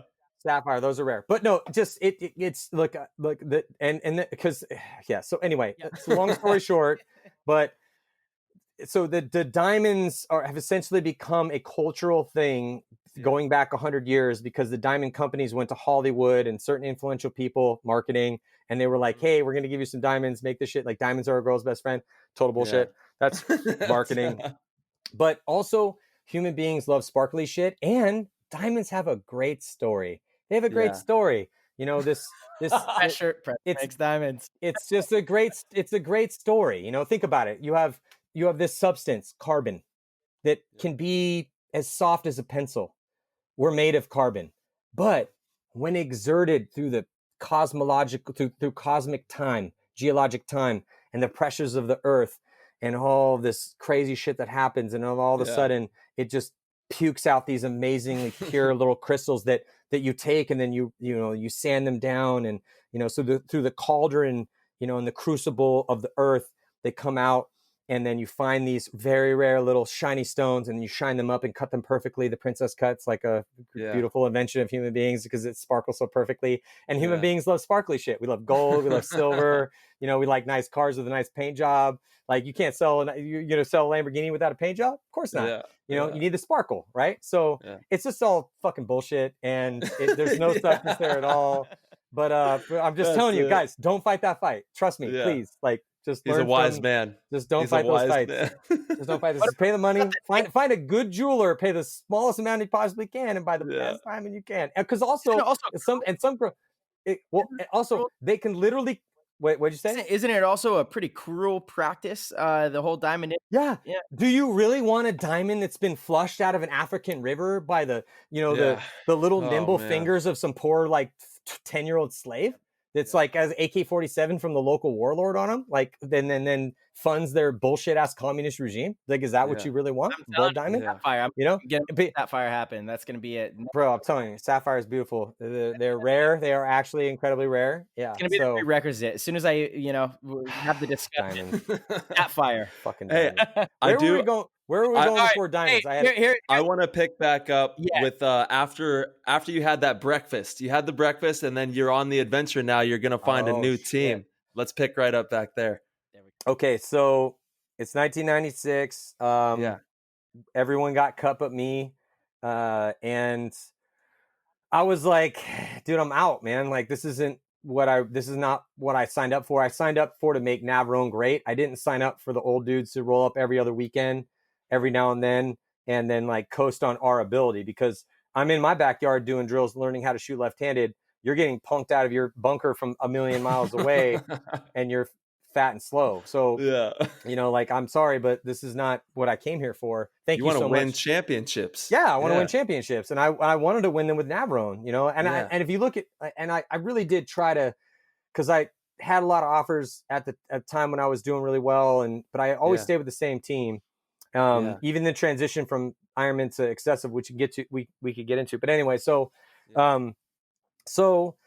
after that, we were kind of like lost we were thrown out, it was like, well, because I told him I didn't want to stay after that. And then we just, like typical young guy stuff. We're like, oh, well, we're going to form our own team called the SoCal Tribe. That was going to be the name of our team. But that didn't work out. And then at the time in 1997, the Marine team had a really good deal, so we were kind of me, Davey Williamson, and we had made friends with a lot of the leading lights of our age at that time, which was like, Michael McLaughlin, who started playing with the Ironman guys when he was like 15, and he was a fucking insanely good paintball player. Like Micah, he doesn't get a lot of credit as much as Michael McLaughlin was really, really, really, really good. Like, one of the best paintball players I've ever played with. Like, his chess, 4D chess ability to play the game in the woods was incredible. And he was a fun guy. So me and Mike has his paintball field out in Davis. If you're in Davis, California, go say what's up to Michael McLaughlin for me. He's got some cute kids, like his wife's awesome, and he's got, but Michael McLaughlin was not only an incredibly intelligent and fun human being to go, because so then when we because another big part of the story is going to Europe, because no American pros went to Europe, and I played with Joy Division in 2001 and kind of paved the way for that shit too. Whoa. Which we can tell that story too, but that's crazy. But it's so 1996, knew these dudes, had played against some of the younger guys, and me and Davey have known each other since we were 12, so we were kind of like frenemies and cohorts along the way. Went to high school together, the whole thing. So I was always trying to get Davey on every team that I was on. So then with but he actually got real quick. Davey was the very first pro that I ever met. And for those listeners that don't know who Davey Williamson is, he was a legendary professional, played for the Ironmen, Excessive, Dynasty. Infamous. Yeah, he played for a lot of different teams. I met him when I was a little kid at Velocity. Miami effect, at Velocity. He literally grabbed me and he gave me his jersey. I still have his 2001, I think, Ironman jersey that they won World Cup in. What? Yeah, dude. Oh shit. unbelievable. So yeah, I got a lot of love for Davey, you know, even though he's kind of a grumpy, salty old guy right now.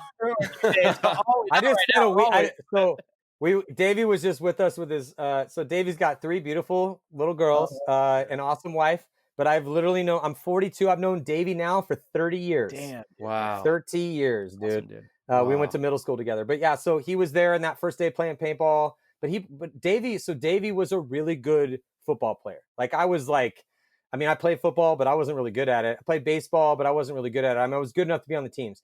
But it was frustrating for me this was kind of like with the writing stuff, you know, something I didn't really think I was good at, but and didn't embrace and had to be like kind of forced to do it.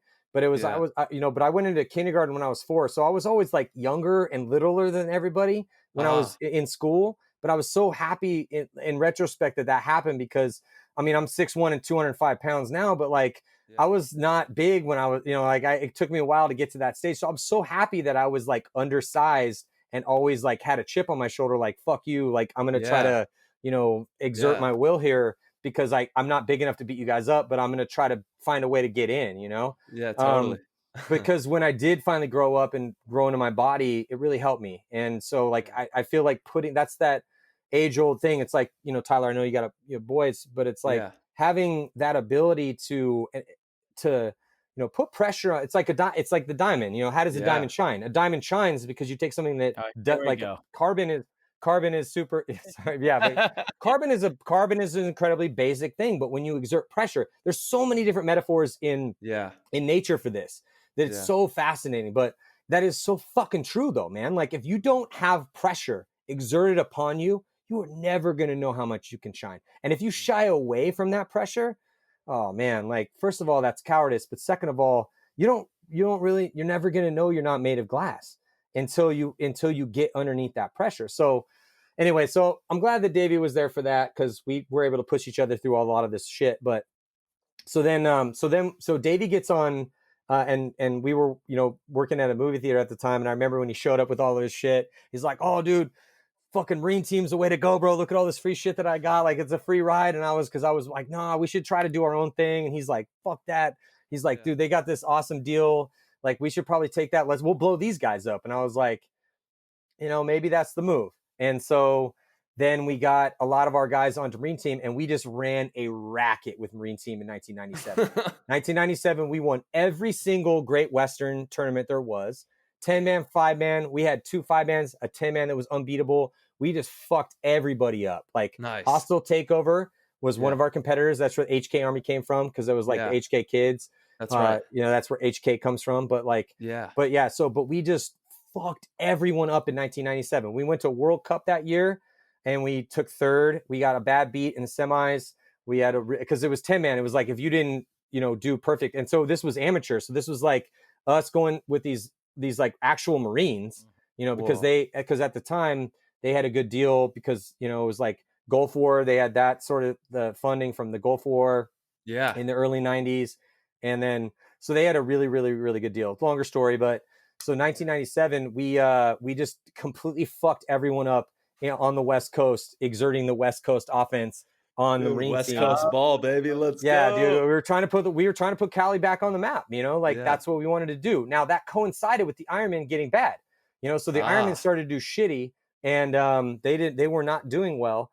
And so we started to get on all these Ironman dudes' radars. And Micah was also there in that mix and he knew the Ironman guys. So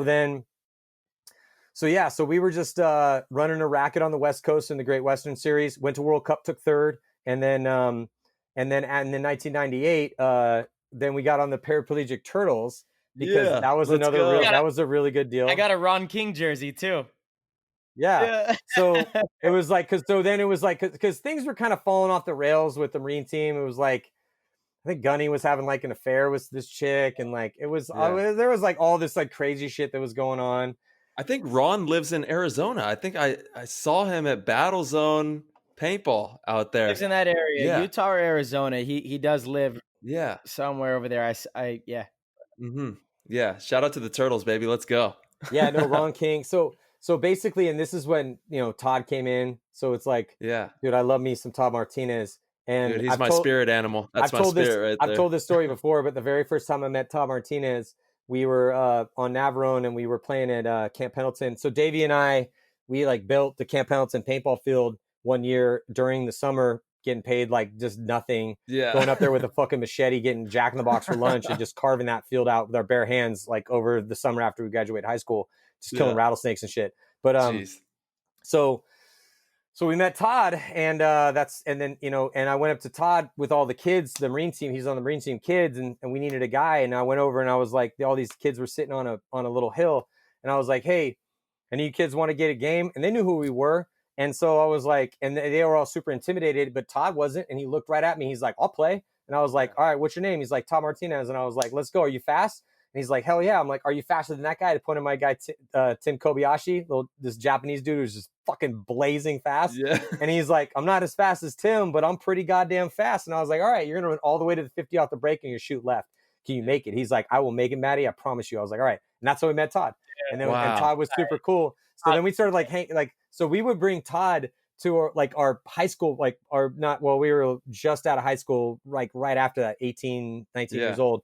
And then, so we would bring Todd as like a 15-year-old to our high school parties, and our like big football homies would be like, and Todd didn't drink. And so we roll up like, oh, what's up, Lee, dude? This is our buddy Todd. And Lee, our Louis would be like, hit this. And then Todd would be like, nah, I don't drink. And he'd be like, you better hit this. Todd would be like, oh, okay. But so we got to know Todd. So Todd got on the Paraplegic Turtles with us, because he ended up getting an Ironman later. So yeah, beginning in 1998 for two events, we played on the Turtles, and then Ironman kept doing bad. And finally, and Davey and Micah had started working at the warehouse at Dye. And so Benini and Shaner and those guys came up to us and they're like, look, we need you. We feel like you're the future of the team. Again, 1998. Yeah. This is before all the good shit. So they were like, we need you on the fucking team before Push, before Sunday Drivers, before the championships, before all that, before Oliver, all this sort of stuff. And so they were like, yeah, you need to go to Dave and you need to tell him that you want to be on the team, because Dave's not the guy that's going to come to you and be like, hey, we want you on the team. So go demand what you want. So we roll up to Dave's office and we're like, hey, can we get a meeting with you? Again, I'm 20 years old. And so we roll in and Dave's like, what, well, what can I do? What can I do for you guys? What do you think the future of the Ironman is? And we just let him have it. We're just like, we're going to come on the Ironman and we're going to win everything. We're going to fuck everybody up. We want to change the game. We're going to bring all this youth in, and we want to like reinvent. The Ironmen are the best team in the world. They should be the best team in the world. Like, we grew up idolizing you guys. Like, help us help you guys, and he was just like, all right, we'll show up to a practice. So we go up to this practice. It's fucking snowing in San Diego, up in Alpine, and we're playing on the side of a fucking cliff on an Indian reservation, and which I have a hilarious story about being on an Indian reservation and getting attacked by Indians. But boy. So we go up and we make the team, and then that's when we started our run. And then Eric Roberts got on the team. Billy Wing was already on the team. He got on in 1997, and we just started loading up with young West Coast offense talent that literally changed what paintball is. Straight up. And I don't think that's arguable. Like, I don't think anyone that knows the history can argue that. But it was like Mike McLaughlin, Davey Williamson, Eric Roberts, Oliver Lang, Billy Wing. Like, we all meet me. We came on that team with a fucking giant, huge moon-sized chip on our shoulders, all of us. And we wanted to come in and literally change what paintball was. And we didn't get a shit what anyone thought. Like, we loved everybody. Like, especially we gave a shit what the old guys thought. Yeah. Like the guys on the squad, the Marty Bushes, the Shane. We idolized Shane Pestano. We loved Shane. Yeah. But we really wanted to completely change what paintball was before Dynasty came in and changed everything. You did, man. Like, look at what you did. You dictated the pace. You created that. You made that happen. You went to the media. You told them what's going to happen. You manifested it. And you guys did. You shaped paintball into this crazy ass beast monster that created Push, created the lineage that carries on to today. Marcelo and myself, we still carry that energy with us of watching you guys do that. Dude, and you guys carry it magnificently. I'm not just saying that. Like, and you guys played past where I just think I look at you guys and smile, man. And that's why Marcelo, and this is one of the reasons I found a kindred spirit in you. you know. And I mean, Tyler, obviously, you know, we don't live in the same area, so I haven't had a chance to, you know, sit down and spend 8 hours picking your fucking brain. But I've always loved where you came from, because you came from super hardcore, Holy you know, shit. like, and people don't understand. It's like, oh, they think this is like, I even posted this in, you know, an Instagram story. I'm like, yeah, we have mountains in San Diego. It's like, people don't understand sometimes how big California is, and all of the different intricacies of the battles and the people that live there. And it's like, dude, there's a Midwest of California, and that's the Central Valley. And those fucking people are hard as shit. It's one of the reasons I love my wife. You know, like Morgan's from Fresno, dude. Fresno is the Midwest of California. And the people that come from those areas, they don't suffer fools. They're I mean, sure, there's shitty people everywhere, and people suck in a lot of places. But you know, Modesto, Bakersfield, Fresno, Manteca, fucking Stockton, dude. Like, I mean, the 209, Sacramento, like that area of the world, Lodi, where my family comes from. Like, that's a hardcore place to be a human being. Like, life is not easy necessarily in the Central Valley. So the fact that you came out of that area, just, you know, and then it's just impressive, you know. And not a lot of my good friends are like, a lot of them are dead or in jail, or you know, or headed down a path that isn't very friendly. And like, if it wasn't for paintball, I wouldn't be sitting here talking to you guys. That's just the way it is.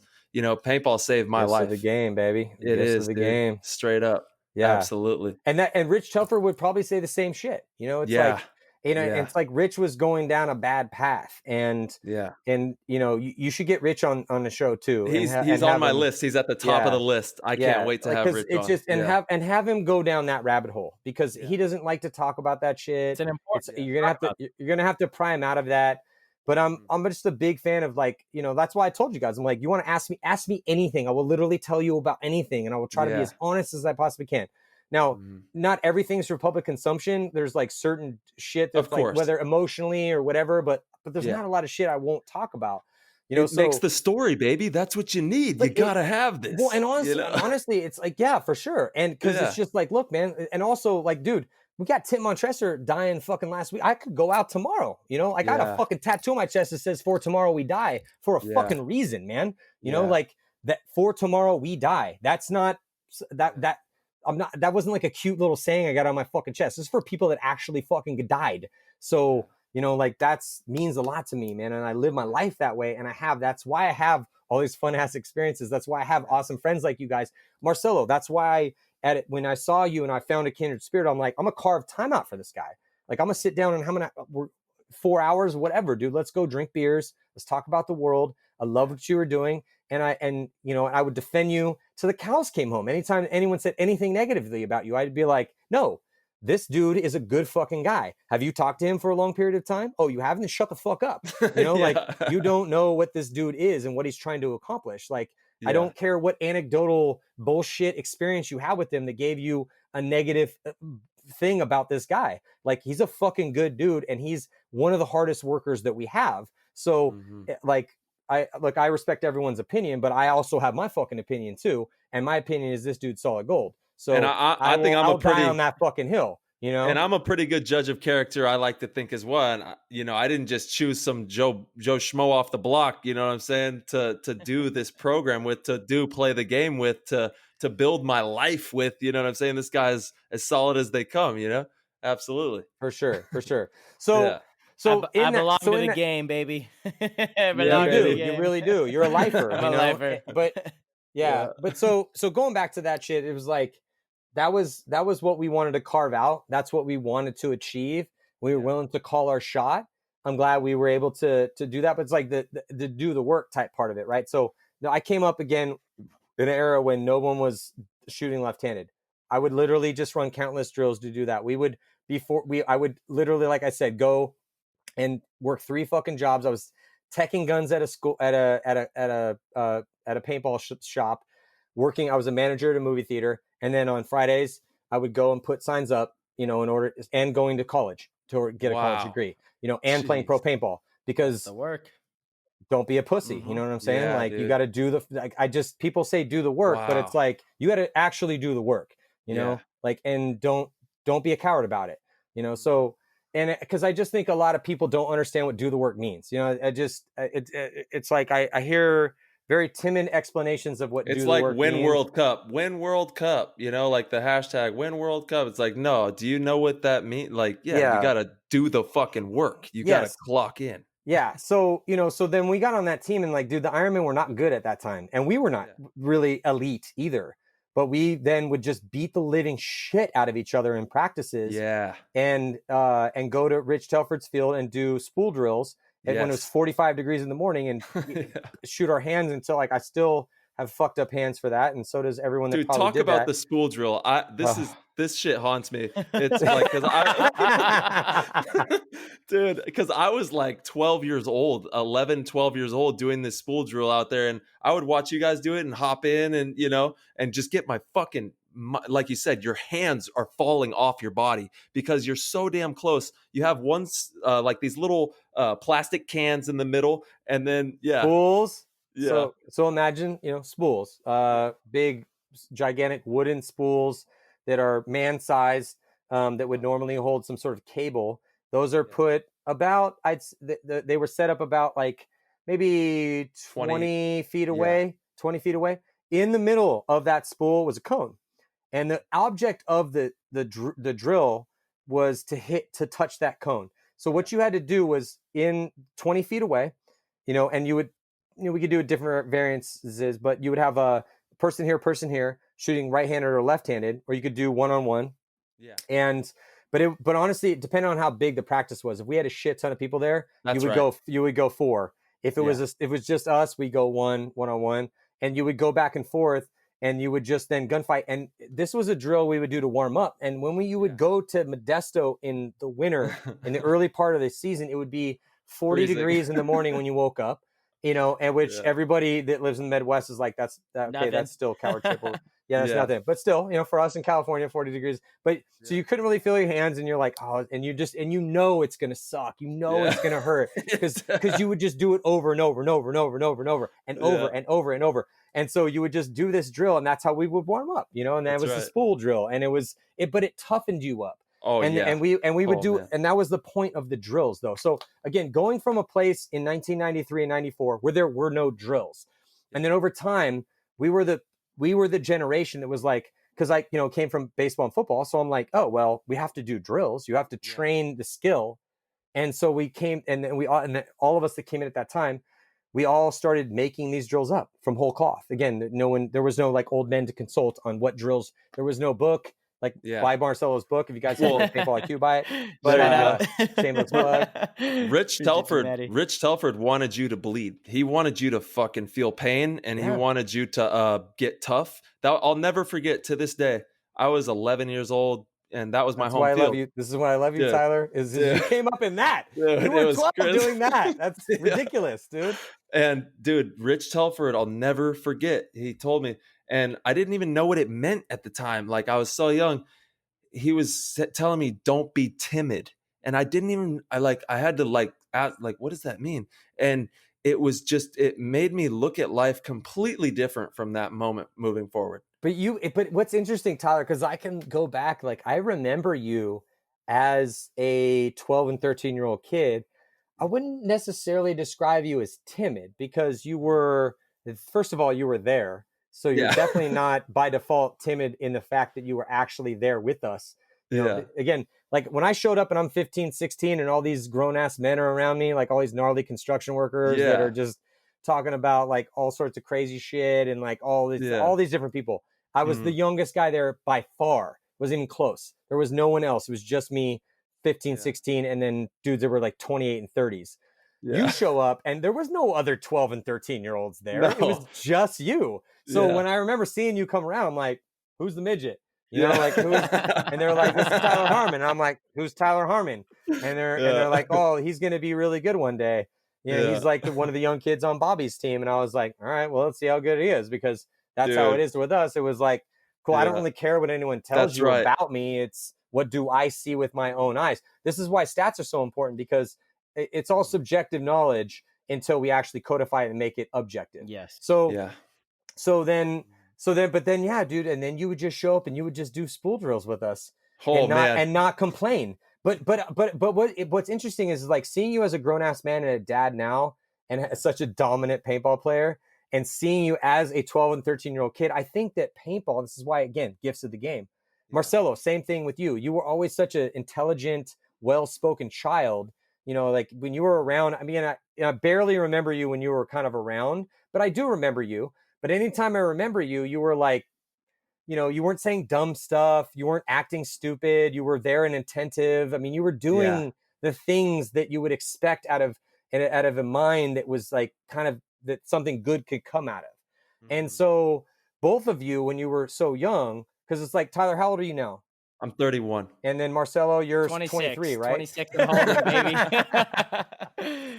30 years old. Fuck. We just broke 30. it. Damn it, Matty. So, you blew my cover, man. but I'm just, but it's like, okay, 42. So I'm like 11 and, you know, years over there. But I see you guys and I was like, but it totally actually kind of now makes sense because, and it did at the time, like your guys' trajectory made so much sense to me. Like Tyler, at no point in time I was like, this kid doesn't have it. He's never going to make it. Are you kidding me? I was like, I can't believe this kid is here. And one, and two, he's going to be really, really good one day. Marcelo, same with you. It was like when I first started knowing who you were, and then you got on the Ironman, it was already like you guys were literally both phenoms. You know, and they would always say, they'd be like, "You got shot by a baby." I heard like, when I was like, man, Kevin Jones would be like, Kevin Jones, dude. My team was straight gangster. I mean, the Oakland dudes were just the most rowdy fucking guys ever. And my dad, I don't even like. I was like, "Dad, are you sure I should be going over?" He's like, "Yeah, get your ass in there." But my dad's a Ranger. He came up tough and rough and rumble out in Iowa and like just a brawler. So he was like, "Get your ass in there," and that's how you learn, right? God bless him, and thank God that happened. Exactly. Yeah,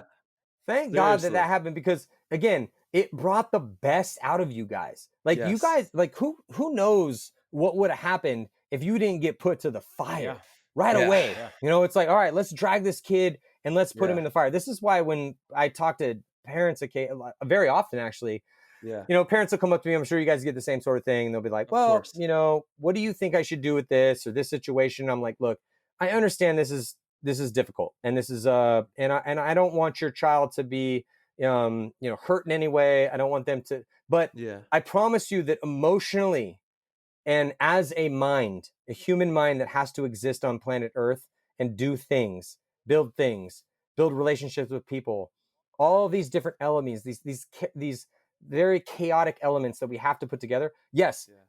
I would advise putting them into the cauldron, into that crucible. And whenever you feel that they are ready to absorb it, and honestly, probably a little before you think they're ready, because that was going to push them enough. Because it's like knowing each one of you guys as, you know, Tyler, you 13, Marcelo, you like 15, and seeing where you guys are now, bro. I hate being that. I hate this where people are like, oh, I'm so proud of this. Cause like, I'm not your guys' dad, you know, like I didn't help raise you, but at the same time, like, well, you did kind of, I am super fucking proud. Yeah. I'm so proud of where you guys, the humans that you are, the adults that you are. Like, I don't want to derail this by like gushing over what you guys have done. But I think but what you guys actually have done proves what I'm saying. You know, it's like where each one of you has gone in your life and with your paintball career and how successful you guys are, two leading lights in this industry, helping us all, you know, charismatically push forward. Dude, I'm really happy that you guys got into the ring and started swinging with the big boys when you did, and I would advise everyone out there to let their children do the same thing. You know, like I didn't have a dad. I didn't have anyone older pushing me towards this. I gravitated towards it because that's what I wanted to do, you know, but it's like, I'm so happy every time I see that, man. And like, me too, dude. So cool. I think sometimes I just look up at the sky or like I look at this, you know, a beautiful scenery, you know, nature. I'm really into nature. And I just sit back and I just think about what in the hell is going on? How did this all happen? And it's because of people like you, people like my dad, you know, these amazing people that didn't give up on me. They fucking pushed me and it hurt. I'm not going to lie. Like this shit hurt. It wasn't easy.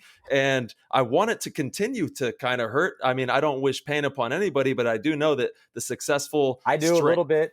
Yeah, little right. bit. That's what I'm trying to Little bit say of is pain's like good. that is what you need. We've got to have that little bit of struggle, that little bit of pain, man, because it's gonna push you and mold you and make you strong every Yeah. time. And Yeah. that's what we got. Like when we first started the Ironman, that's what we got from Shane. You know, Yeah. he told us all the time. He said, look, man, look, I really like you guys. You know, he would pull me aside and say, look, Matty, you're an awesome dude. You know, you're young, you're hungry for it. I could tell you're super smart, but we don't really give a shit about any of that stuff. What I really need you to do is kill for us. You know, if you can't kill for us, the axe is sharp, and that it is what it is. You know, I all that always stuck with me because there's this great there's this like that you know, it's I just gotta, again, these interjections, but I obviously played under Shane Pestano as well. it's your show. Interject as much as you want, No, baby. no, but Shane said that so much. The axe is sharp, you know, and one of the nicest guys that I've ever met, one of the most caring dudes I've ever met. Like, I love Shane Pestana. He holds a very special place in my heart and the growth of my entire career. But the axe is sharp. That's right. Like, He's also a beast. he's That man is a also beast. Such a beast, dude. A beast. And he so before our generation, he was the 15, 16-year-old coming right. up. Yeah. You know, so it was like he broke the mold before we broke the mold. I looked at Shane and I was like, that's the mold. That's what I need to do. I would You know, love for you to elaborate on Shane Pestana because there's a lot of people that probably don't even know who Shane Pestana is that are listening to this. Man, and that look, Isn't and that of course, crazy? No, it's not crazy because that's just Oh the my progression of God. time. It's Yeah. like, bro, I look at myself in the mirror and I'm like, where did the time go? Dude, this is a formula moment in my life. A really good friend of mine, Hefe, Marcelo, but his grandfather was a dominator, dude. Scratch golfer, made a shit ton of money, just a beast in life. Like he was just a killer, you know. And he was super supportive of our football team. He would show up, and no one called him like, you know, Mr. Craven or like anything. It was like we just called him Mikey, you know, like he was just a beast, super awesome guy. When he was dying, when I was 19, 20 years old, again, this is one of the reasons I have, like, one of the people that I remember that the reason why I got this tattoo on my fucking chest. But so we were sitting there at a Thanksgiving. He was 2 weeks away from death, both his legs amputated. And I, you know, I said to him, and I said, Mikey, how you doing, man? And he looked at me and he goes, Matt, he's like, you know, I just don't get where all the time went. And this is right as I was starting my upward trajectory of my paintball career. And he said, you know, I look at myself in the mirror every day and I see an old man and I don't know where all the time went, because in my mind, I'm still 22, 25. I'm still super powerful, all of my capabilities. And I know that that's not my life now. And I just am so bewildered as to where all the time went. And he grabbed me by the leg and he looked at me and he said, don't waste your time. Wow. Don't waste your time. Enjoy your time. I know you enjoy your time, because he knew that at that time, I mean, everyone in my life knew that I was like traveling around and playing paintball and, you know, doing a lot of shit. And he just looked at me and he died 2 weeks later.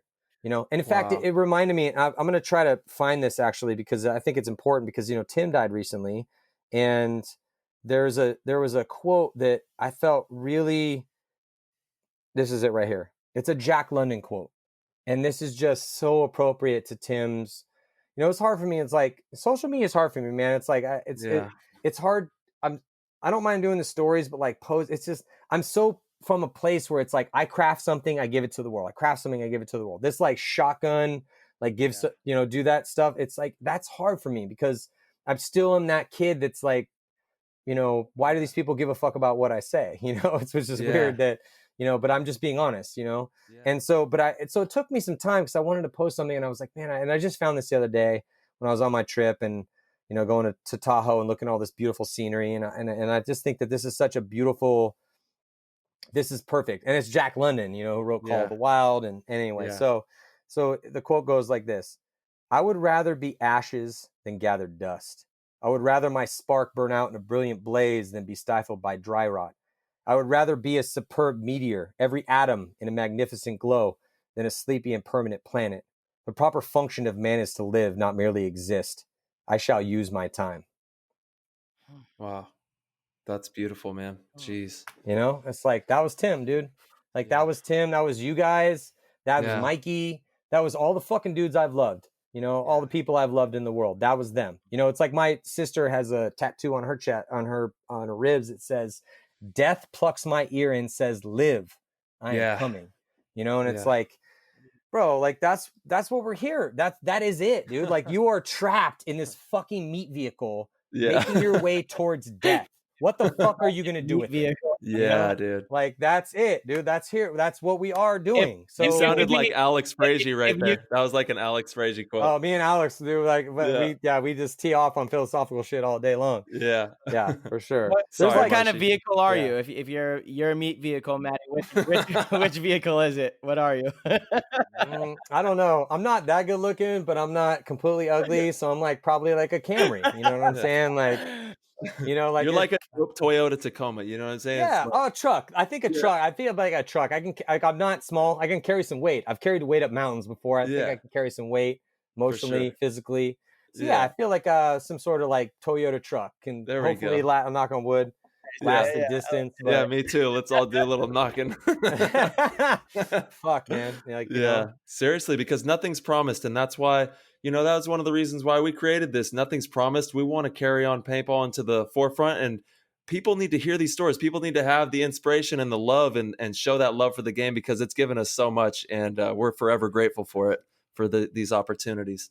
Yeah, no, for sure. So please give me some like down and just the roots of like Shane Pestano. I want to talk about him for a second. All right. Yeah. So Shane Pestano. Yeah. So like, first of all, Shane Pestano let me tell you a story from his dad.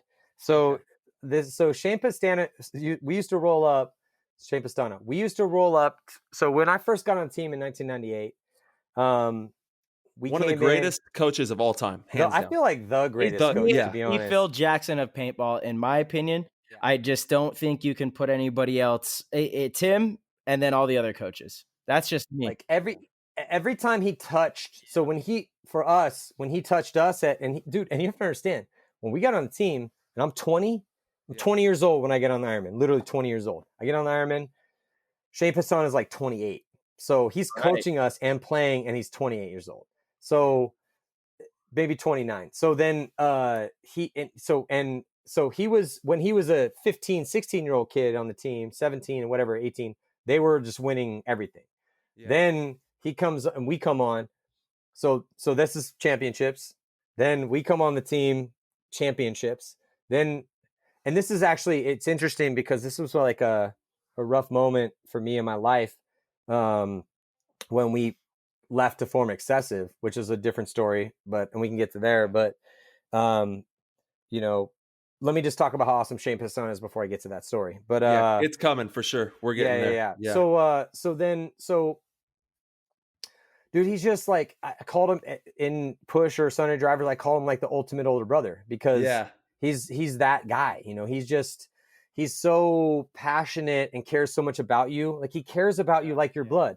You know, like he wants you to do as well. And honestly, if it wasn't for Shane, dude, I would not be who I am today, because when I got on the team at 20, he was just a super fun, charismatic dude.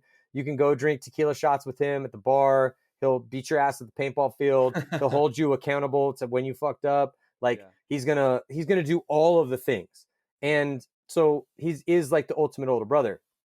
And he was also a phenom growing up. So his dad used to go to the field when he was like 15, 16 and bet money against anyone that would roll up. He'd be like, yo, he's like, Shane will beat any of you guys at one-on-ones in the woods. You know, like I'll take anyone's action. Let's go. And he would just fuck up everyone else at the field. And the two best one-on-one players on the Ironman back in the day were Marty Bush and Shane Pestano. Those were the two best players on the Ironman back in the 90s. So they were both on the squad when I got on the team, and then Shane was our captain, and it was like, and he was just / coach, and he was just so good because he was so blunt. He was so great, but and he would the true sandwich effect. He would pump you up and be like, oh my God, this was super amazing. You did really good at this. But then he would just hammer you on the other side and be like, yeah, but it was absolutely atrocious about how you closed that game. and you really need to tighten your shit up because the action sharpen will cut you in a second. So you're like, am I in the good graces or am I about to get cut? So as far as managing, because think about it, you're Shane Pestano. In 2000, this dude had to manage Billy Wing, Davey Williamson, Matty Marshall, Micah McLaughlin, Oliver Lang. That's like 5 up-and-coming Lions, and all at the same time. And then also keep all the older dudes like super stoked on it too. And Eric Roberts as well, who was Eric Roberts was so good. Animal. Yeah. Yeah. So it was like, and he was able to coach us all to the fact that we won Chicago, and the weekend before we won Chicago, we had the worst practice ever against Bob. That's how it goes, though. Like that's how we were getting goes. Fucked up, dude. Like it was so bad. Davey wanted to quit. Benini was like, "What are we doing? This is ridiculous." And we were just like, "Let's just hold the line." And we just, kept in the pocket and kept practicing, and we ended up winning the next event. And we had to do it through like dramatic fashion. Like, I think me and Rich and Micah won like a 3-on-7.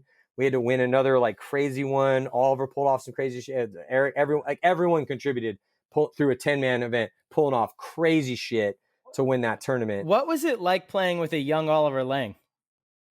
This is when he's just coming on the scene, This is before he is anybody, but he's kind of a young phenom. What was his personality like? What was his play like? 17 years old. He was like, so my to this day, my name for Oliver is Achilles. Yeah. That's what I call Oliver. I don't even really call him Oliver for the most part. I call him Achilles. And so I know what you mean about Achilles. You have a story that you tell about Achilles all the time. So so so he was just fearless to fight. He'd fight anybody at any time, paintball wise and physically sometimes. He was like a very unique. No, at the time you have to like I feel like, look, we deify Oliver for a reason. And I deify Oliver in my mind too. But I feel like, it's like, I don't want to like ruin a lot of other dudes' reputations. Dude, Oliver to me, and I play with, and I've seen everybody, bro. Like I've watched, with my career, I started in 93. I watched all the old guys, and I played with all the guys that came up at that time. Played on the Ironmen. We won a lot. Played in Europe. I won, and I'd love to tell that story with that was Joy crazy. Division. Yeah, we got to hear that. Yeah, with Joy Division. But, and so, I feel like a lot of people that don't know, like Oliver deserves everything that we say about Oliver. He really, to me, I feel like he is our best because of the pure joy that he brought to the game. But I don't want to like shut that down. I feel like it's, again, like knowing MMA, baseball. I love baseball. Huge fan of that. Huge fan of MMA.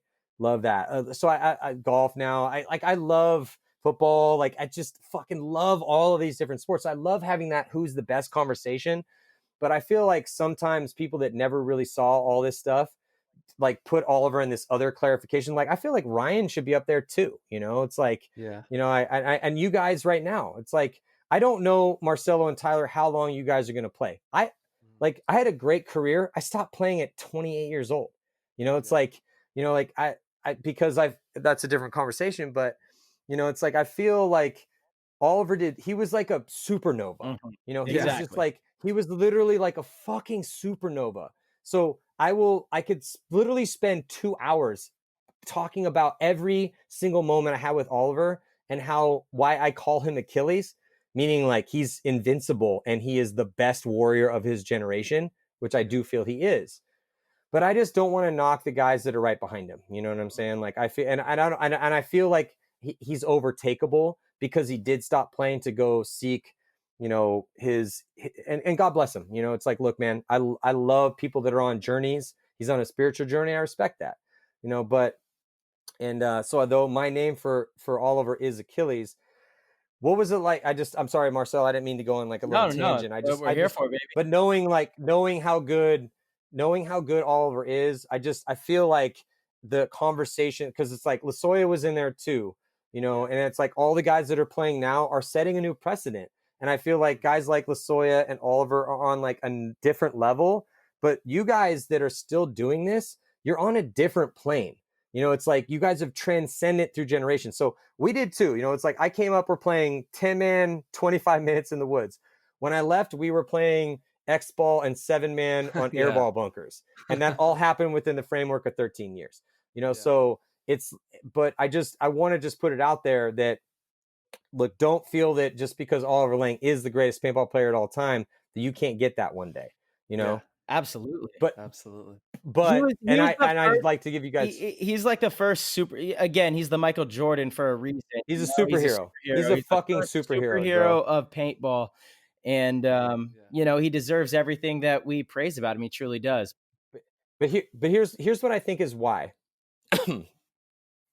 He's the reason why that I call him Achilles, and the reason, and it's not just on the field, but Oliver Lang makes me believe in God. Yeah. He really does. And I am a pretty agnostic. I wouldn't say I'm atheist, but I'm more spiritual about things. That's a different conversation. But I've just seeing somebody be that charmed, like seeing somebody just being like that graced by something that it's just always just to be like a cat, always landing on his feet in any situation. That's why I call him Achilles. Like it just because he just has this innate ability. I mean, I've wrecked a golf cart with him that I had to pull off of him that he emerged unscathed from. I've seen him emerge from street fights unscathed. Like, I mean, I've seen him murder people on the paintball field in a move that nobody should have made that he pulled off. Like, but it was his creativity was what was special. Absolutely. And that was, so playing behind him, I used to tell him, I would be like, Oliver, have a game. You know, there's it might be in the Paint. So Paint Magazine's putting out that retrospective thing that's coming up here pretty soon. But yeah, I used to say when I was playing behind Oliver as his back player for 2 years, I would say, Oliver, have a game. And then we went over and played overseas in Europe too with the Joy Division. But when we were in a rough spot, or I felt like he could go the fuck off, I just wanted him to read the streams and read the Matrix and go and have a game. So that's what, you know, it's like coaches say simple shit sometimes, man. Yeah. You know, it's like when you listen to the best coaches in the world, Bills of the world, the Phils of the world, like they say a lot of simple shit.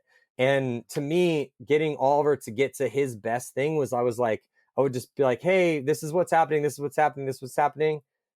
I need you to have a game. Yeah. And go off. Just letting him just go off, bro. Just play jazz with it. Yeah. And that's what he was the best at. He was the best at playing jazz with it. So with the young Oliver Lang, I'll never forget. And it's funny because like we have all this one-on-one shit going now. So it's like, so I think it was 2000. We bring two different five-man teams to Ironmen and that was our great year. Anyway, and this is Oliver's first event with the Ironmen. And so he shows up and I go out and our 5-man team doesn't make it. So that night I go out and get fucking just shit house hammered. Like we stay out all night long. Yeah. Just go wild on Bourbon Street, come back. But you know, knowing that we would show up and help everyone the next day, helping everyone meant filling pods and being like, you got him, buddy, you know, patting him on the back.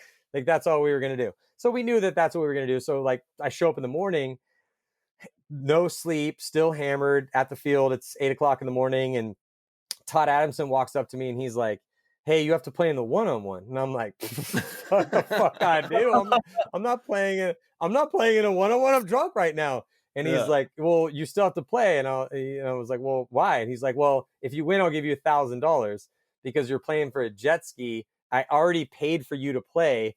Oh, so boy. You have to play. You're in it. And I'm like, all right, fine, I'll play. But I told him, I'm like, I'll play, but I'm going to keep drinking. He's like, I hope you do. So then, so I literally had a pot of beer and 2 pods of paint as I went out and played this one-on-one. I make it all the way to the finals just because I'm playing loose, you know? Like I'm just, baby. Yeah, just playing loose, just feeling it, just beat Marcus, beat Adam Gardner, beat all these different dudes. Yeah. And so I get all the way to the finals and then I play this guy named Sparky. And Sparky. But that's when I fucked up, is that I slept on this guy. And it was like, and this is back before the cool one-on-one shit we got going on with Pro Tour and the Ultimate Shootout with like diverse rules where it's not just you lose a couple gunfights and that's it, right? I think so we get to the finals and it was a best of 3, which is what it had been. Mm-hmm. And I whip my gun around immediately on the first one and get shot. And then I'm like, oh, that fucking sucked. Bad luck. All right, cool. I'm going to get this dude on the next one. Go back, pound beer out of my pod, put it back, and then go back out there. And then he shoots me again. And that's it. He wins the jet ski. So I was super pissed. So, Sparky. Sparky got me. Sparky got me. But hey, I made it all the way to the finals. Yeah, hell yeah. Let's go, baby. Yeah, dude, but with a pot of beer on your back. Yeah, but it was just still, it's a shitty story. But I'm being honest, that's what happened. That's right. Then after that, I'm like pissed off because I'm like, fuck, man, this sucks. Can't believe I just got fucking smoked by this random divisional player. And so then we go over and we're like, oh well, our team's made it to the finals or to the semifinals or whatever. And so I roll up and I just watch Oliver just completely dismantle Image within the time frame of 30 seconds. Like he runs up to the center, and this was in the era. So the run through was invented by Richie Malchevsky in 1999 in out on the Boston Sound, like out not outside of the city. During the finals, when he ran through and shot 8 of us, that's when the modern run through was invented, because that's when everyone was like, oh, this shit's possible.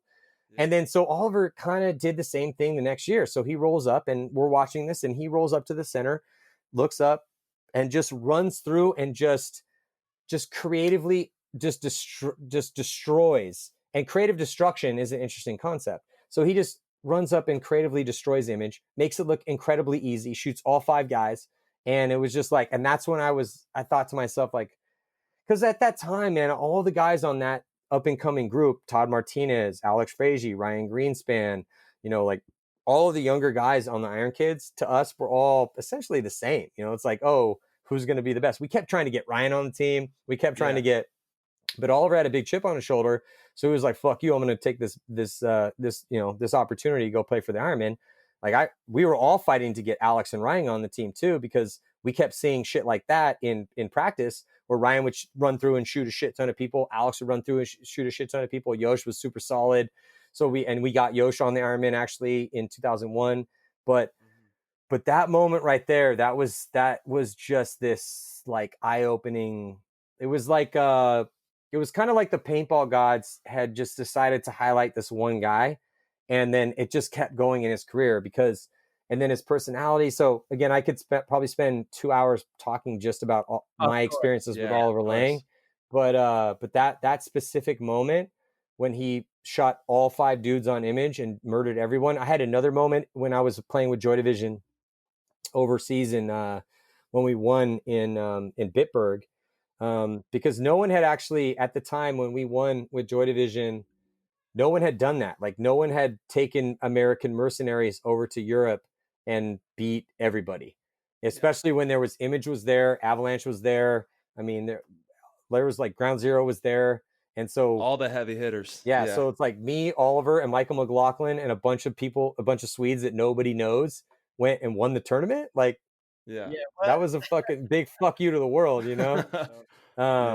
So, dude, hell and that was another instance where I just saw shit. I saw Oliver do shit that I was just like, dude, Achilles, bro. Like he's just Achilles, like his creative way of looking at moving through a paintball field in a scramble situation and making it look so fluid and flawless, like, like a paintbrush, just, oh, this is kind of just painting it like this.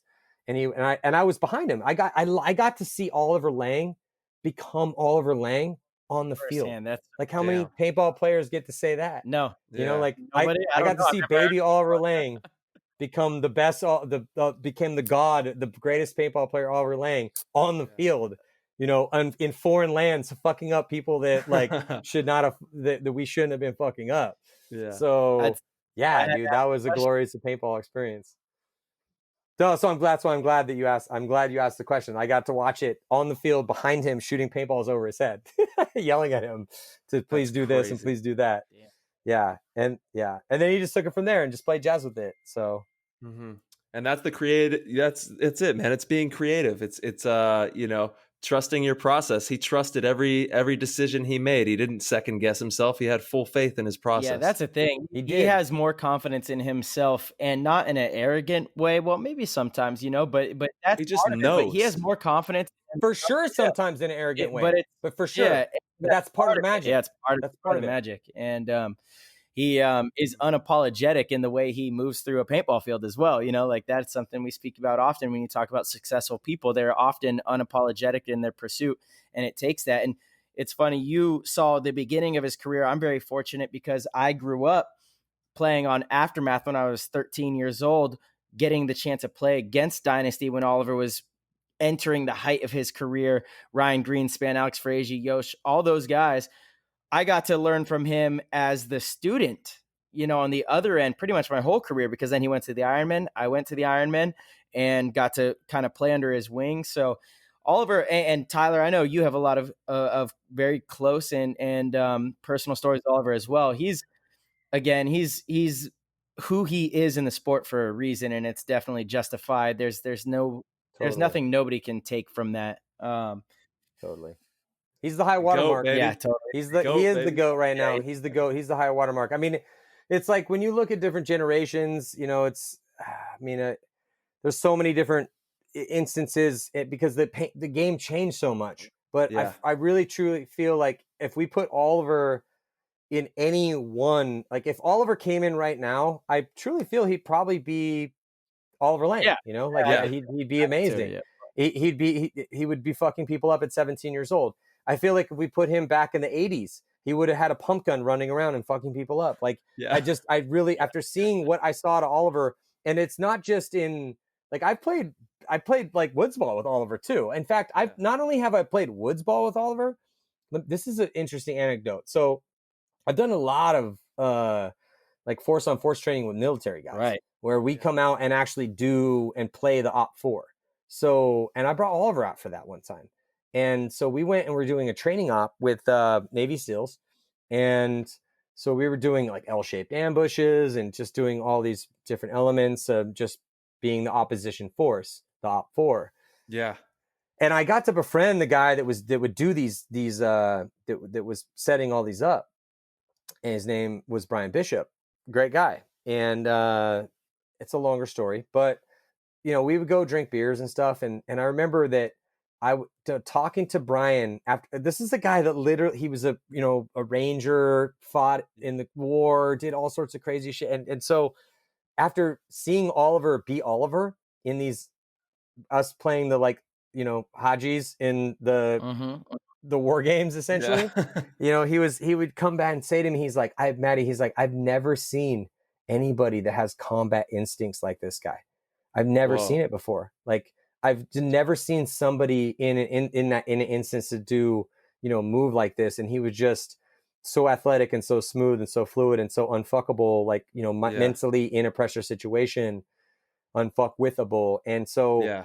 And to have a guy that had been through the gnarliest part of the gnarly war that we have gone through recently, and then to be a guy that's training people, and then afterwards to just, he's like, I love working with you paintball guys because this is what you do. You guys, and I have a lot of crazy stories with force on force stuff that we could talk about, but, but it was just interesting to kind of get that guy's take on it. And to say that he'd never seen somebody with instincts like that, and that didn't surprise me at all, because that's he's a warrior. Achilles, dude.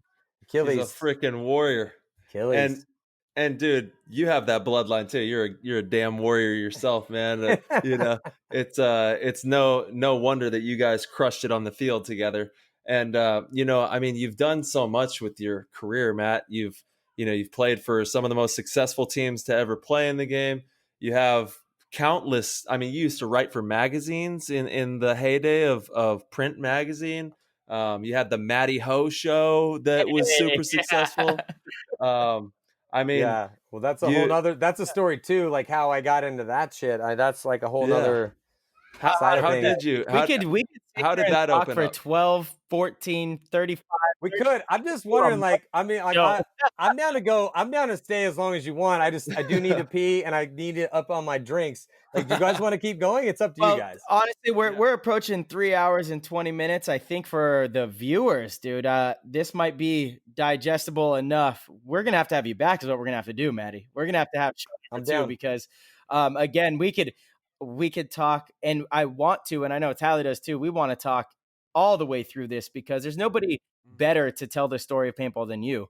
And we could dangle the carrot a little bit. We got to bring Matty back ASAP. Well, hey, I got, there's a lot of stories to tell because it's like, once we get into, so we kind of set the stage of, paintball getting from, 20 man to 10 man into the 90s. But then we start getting into like the TV show stuff, which I did all these TV shows. And it's like, it's kind of like, that's a crazy rabbit hole too, to like how we got to where we are. Cause I've been behind the scenes, like taking notes this whole time.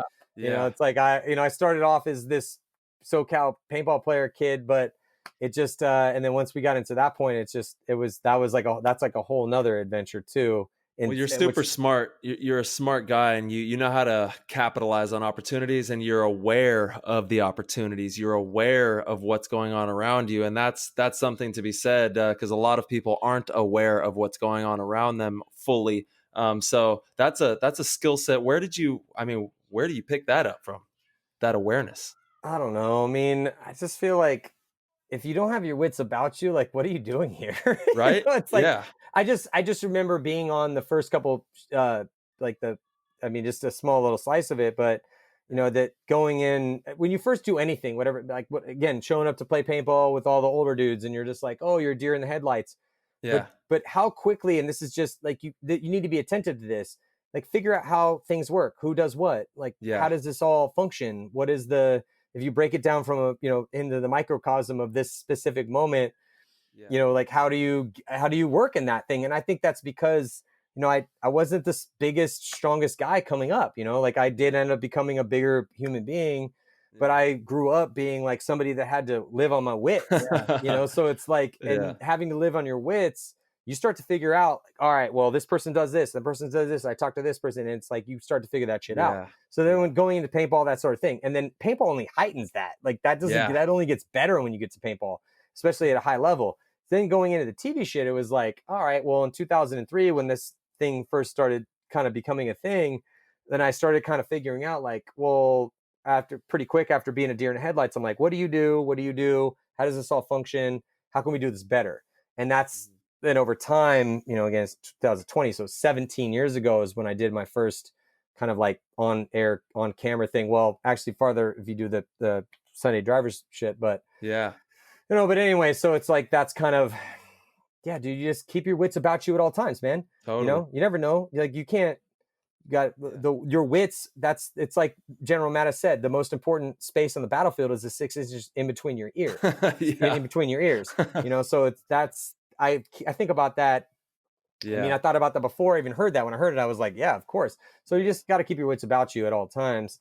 And then you become a potent force in the world, and that hopefully for the better. So that's what I've always tried to do. Hopefully for the better. That's right. Exactly. Because it could go either way. There's some witty, evil people out there too. There are.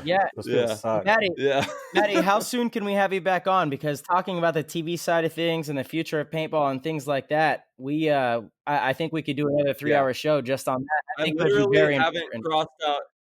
I haven't crossed out anything. I have so many questions to ask you. I know. I don't know. What are you guys doing tomorrow? I know. Seriously. I'm down. I'm down too. Whatever you guys want to do, let me know. We'll see if we can.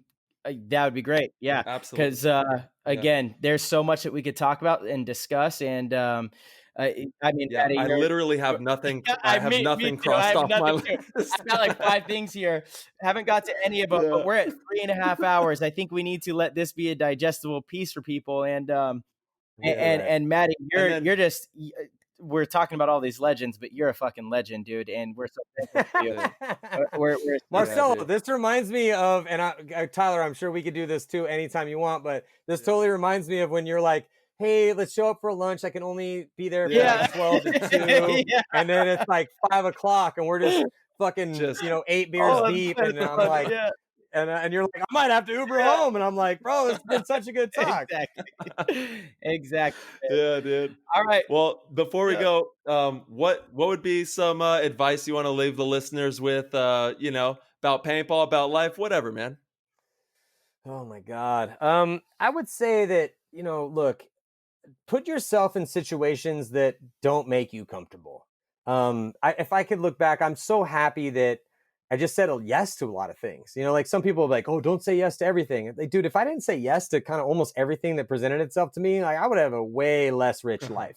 Whether that be friends or situations, adventures, trips, because there's, just being willing to go, like, all right, next man up, it's that situation. So it's, and then just while you're there, like, try to not be an asshole. It's like nobody wants to fucking hang out with an asshole. Nobody wants to be with that complaining dick that's whining about everything.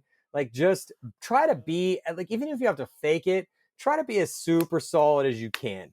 Because I promise you, if you're that guy, you're going to get a lot more opportunities to do whatever it may be, job-wise, school-wise, paintball-wise. You're just going to get more opportunities and more reps to potentially be the guy that people want to have around, or the girl that people want to have around. So I think, like, just not being a little bitch is like it seems like like, what does that even mean? But it's like, I think just that is a really good, solid thing to tell people. I'm making shirts. I'm making shirts immediately that say that. That's gonna be the soundbite right there. Like, just don't be a little bitch, man. Like, it's like, look, life's something to be said about difficult. That. It's like there's a famous, it's like a cracked article thing. It's like 6 harsh truths that will make you a better person. And I'm paraphrasing, but the article starts off and it's like, imagine that you're on a street and you're with your mom. Again, I'm paraphrasing, so I may fuck this up, but and your mom gets shot. And then as you're sitting there with your mom who's shot, and you're looking around and you're like, is anyone a doctor? And somebody runs up and they're like, I can help you. And you're like, oh my God, thank you so much. Are you a doctor? And they're like, no, but I'm a super good husband. And they're just like, and you're like, what the fuck? I need a doctor right now, man. My mom is bleeding out on the ground. And then the person's like, yeah, but my coworkers love me. I also love to do this. It's like, dude, that's life. And that's the kind of where he goes. And then he starts getting into like this stuff. It's like, that's life. Like, if you can't provide something for other people, and I don't mean like not everything needs to be transactional, but like, just go into things thinking like, how can I help this person? It's like, how can we how can we be co-workers together in this grand scheme that we call life, whatever that may be, your partner, even your siblings. Like, as long as we're working together to make shit a better place, so we can cohabitate that better place together. Fuck, man, that's like the best. Like, sure, we could go down the rabbit hole and just all this complicated stuff, but no, but you're that's right. A whole another 3-hour thing. It's like, don't be a little bitch and be somebody that's good to work with. And if you have to alter your personality to do it, then alter your personality, because nobody's going to want to work with you if you're whining and complaining about everything, and if you can't help us out when we're in dire straits. And the world is relatively in dire straits right now. So shut the fuck up. Don't be a little bitch, and let's all work together so we can get the fuck out of where we are right now. And boost. That's what we always say. We're like, boost. Let's boost it. Let's get it going, boost. man. Let's boost it together too. For sure. That's right. I bring what I have. You bring what you have. We put those things together. We boost. You know what I'm saying? Like, that's absolutely. Matty, what do you say about being a regular? Like, at least once a month, we got to contract you in to be on the show. Yeah. I'm down, dude. Seriously, this has been a great. I mean, we barely got into it. It's been 3.5 hours. I got my wife texting me right now, like, "How long is this podcast, dude?" Laughing face, So I mean, I'm out of wine. I ran out. The only thing I was left is water, which is not going to make this conversation any better. So we're gonna get back on here soon with you, Maddox. We have so much still to talk about, and we talked about so much amazing stuff. This was honestly one of the most amazing episodes I think we've had, and it was so much fun for just Tyler and I. That's another amazing thing about this whole journey, is we've just enjoyed the conversations we've been able to have with the guests and the people that are part of paintball. They are, you especially are a pillar in paintball. So man, it's been amazing. And maybe we'll get back on tomorrow. Well, Tyler and I will talk off air. So I don't know if you can hear it, but my children are trying to break down my door right now. My baby still exists in my woman's stomach, so Yeah. I'm in a Dude. different world. Matty, congratulations, bro. I'm so stoked can't for wait. you. I can't wait either. And thank you so much for everything you do for paintball, man. Thank you for being the human that you are. And just like Marcella said, the pillar for humanity that we all need is you, Matty. And we're so grateful for you. And thank you for coming on the show. We love you with all our heart, and we can't wait to have you on soon. Yeah, let's do it. I'm down. Yeah, Awesome. absolutely. Sounds good. Play the game. Let's go. Peace. Later, guys. Oh, yeah. That's what I'm talking about. The one and only Matty Marshall, man. What a database of information that guy is. Once again, this is part 1. We're going to have part 2 coming up shortly. And we just absolutely love Matty. Just one of the best guys in the world. So proud and honored to be his friend and have him on the show. And thank you all for tuning in. Without you, we are nothing. You guys are literally the breath in our lungs for this show. We love you guys so much, and thank you for the continued support. We appreciate everybody on Instagram, Facebook, YouTube, on our website, our Patreon people, and just everybody who is there for us through this whole entire process. We're having a lot of fun with it, and it's we can't do it without you. So I just want to say thank you so much. If you want to head over to ptgpodcast.com. That is ptgpodcast.com. You can become a supporter of the show. We have all of our podcasts on there. We have our YouTube shows up on the website as well. All of our partners that we work with. And we also have our store where you can pick up a hat like the one I'm wearing in the YouTube video. We have Play the Game merch there. And also our Patreons. You can become a patron of the show and chip a buck in the bucket and help us out. It goes a long way. It's like the blood source of our show, and it keeps us running, and we truly appreciate our Patreon supporters. We have a few of them on there, and we absolutely love you guys. We'll be doing content exclusive to the Patreon page as well that you can find on there. Our website was built and designed by the one and only Rusty Glaze from Constant Pursuit. He is a rock star when it comes to building websites, builds the best websites in the world, man. If you are a paintball field or a store, contact Constant Pursuit to have them do your website. Rusty goes above and beyond to make sure that you are taken care of. He's always navigating new ways to keep you on the cutting edge of what your website can provide to your clients, and he is just a great guy to work with. You can go to constantpursuit.com and get dialed in there with Rusty and give your company a boost with a fresh new look on a website. If you have any questions, feel free to DM us your questions on Instagram at Play the Game Podcast. And just keep having fun with us and rocking along with us. We appreciate you guys, and we'll have some more content coming soon. We got part 2 of the Matty Marshall special that'll be dropping soon. And we can't wait to keep rocking with you guys. Keep playing the game and having fun.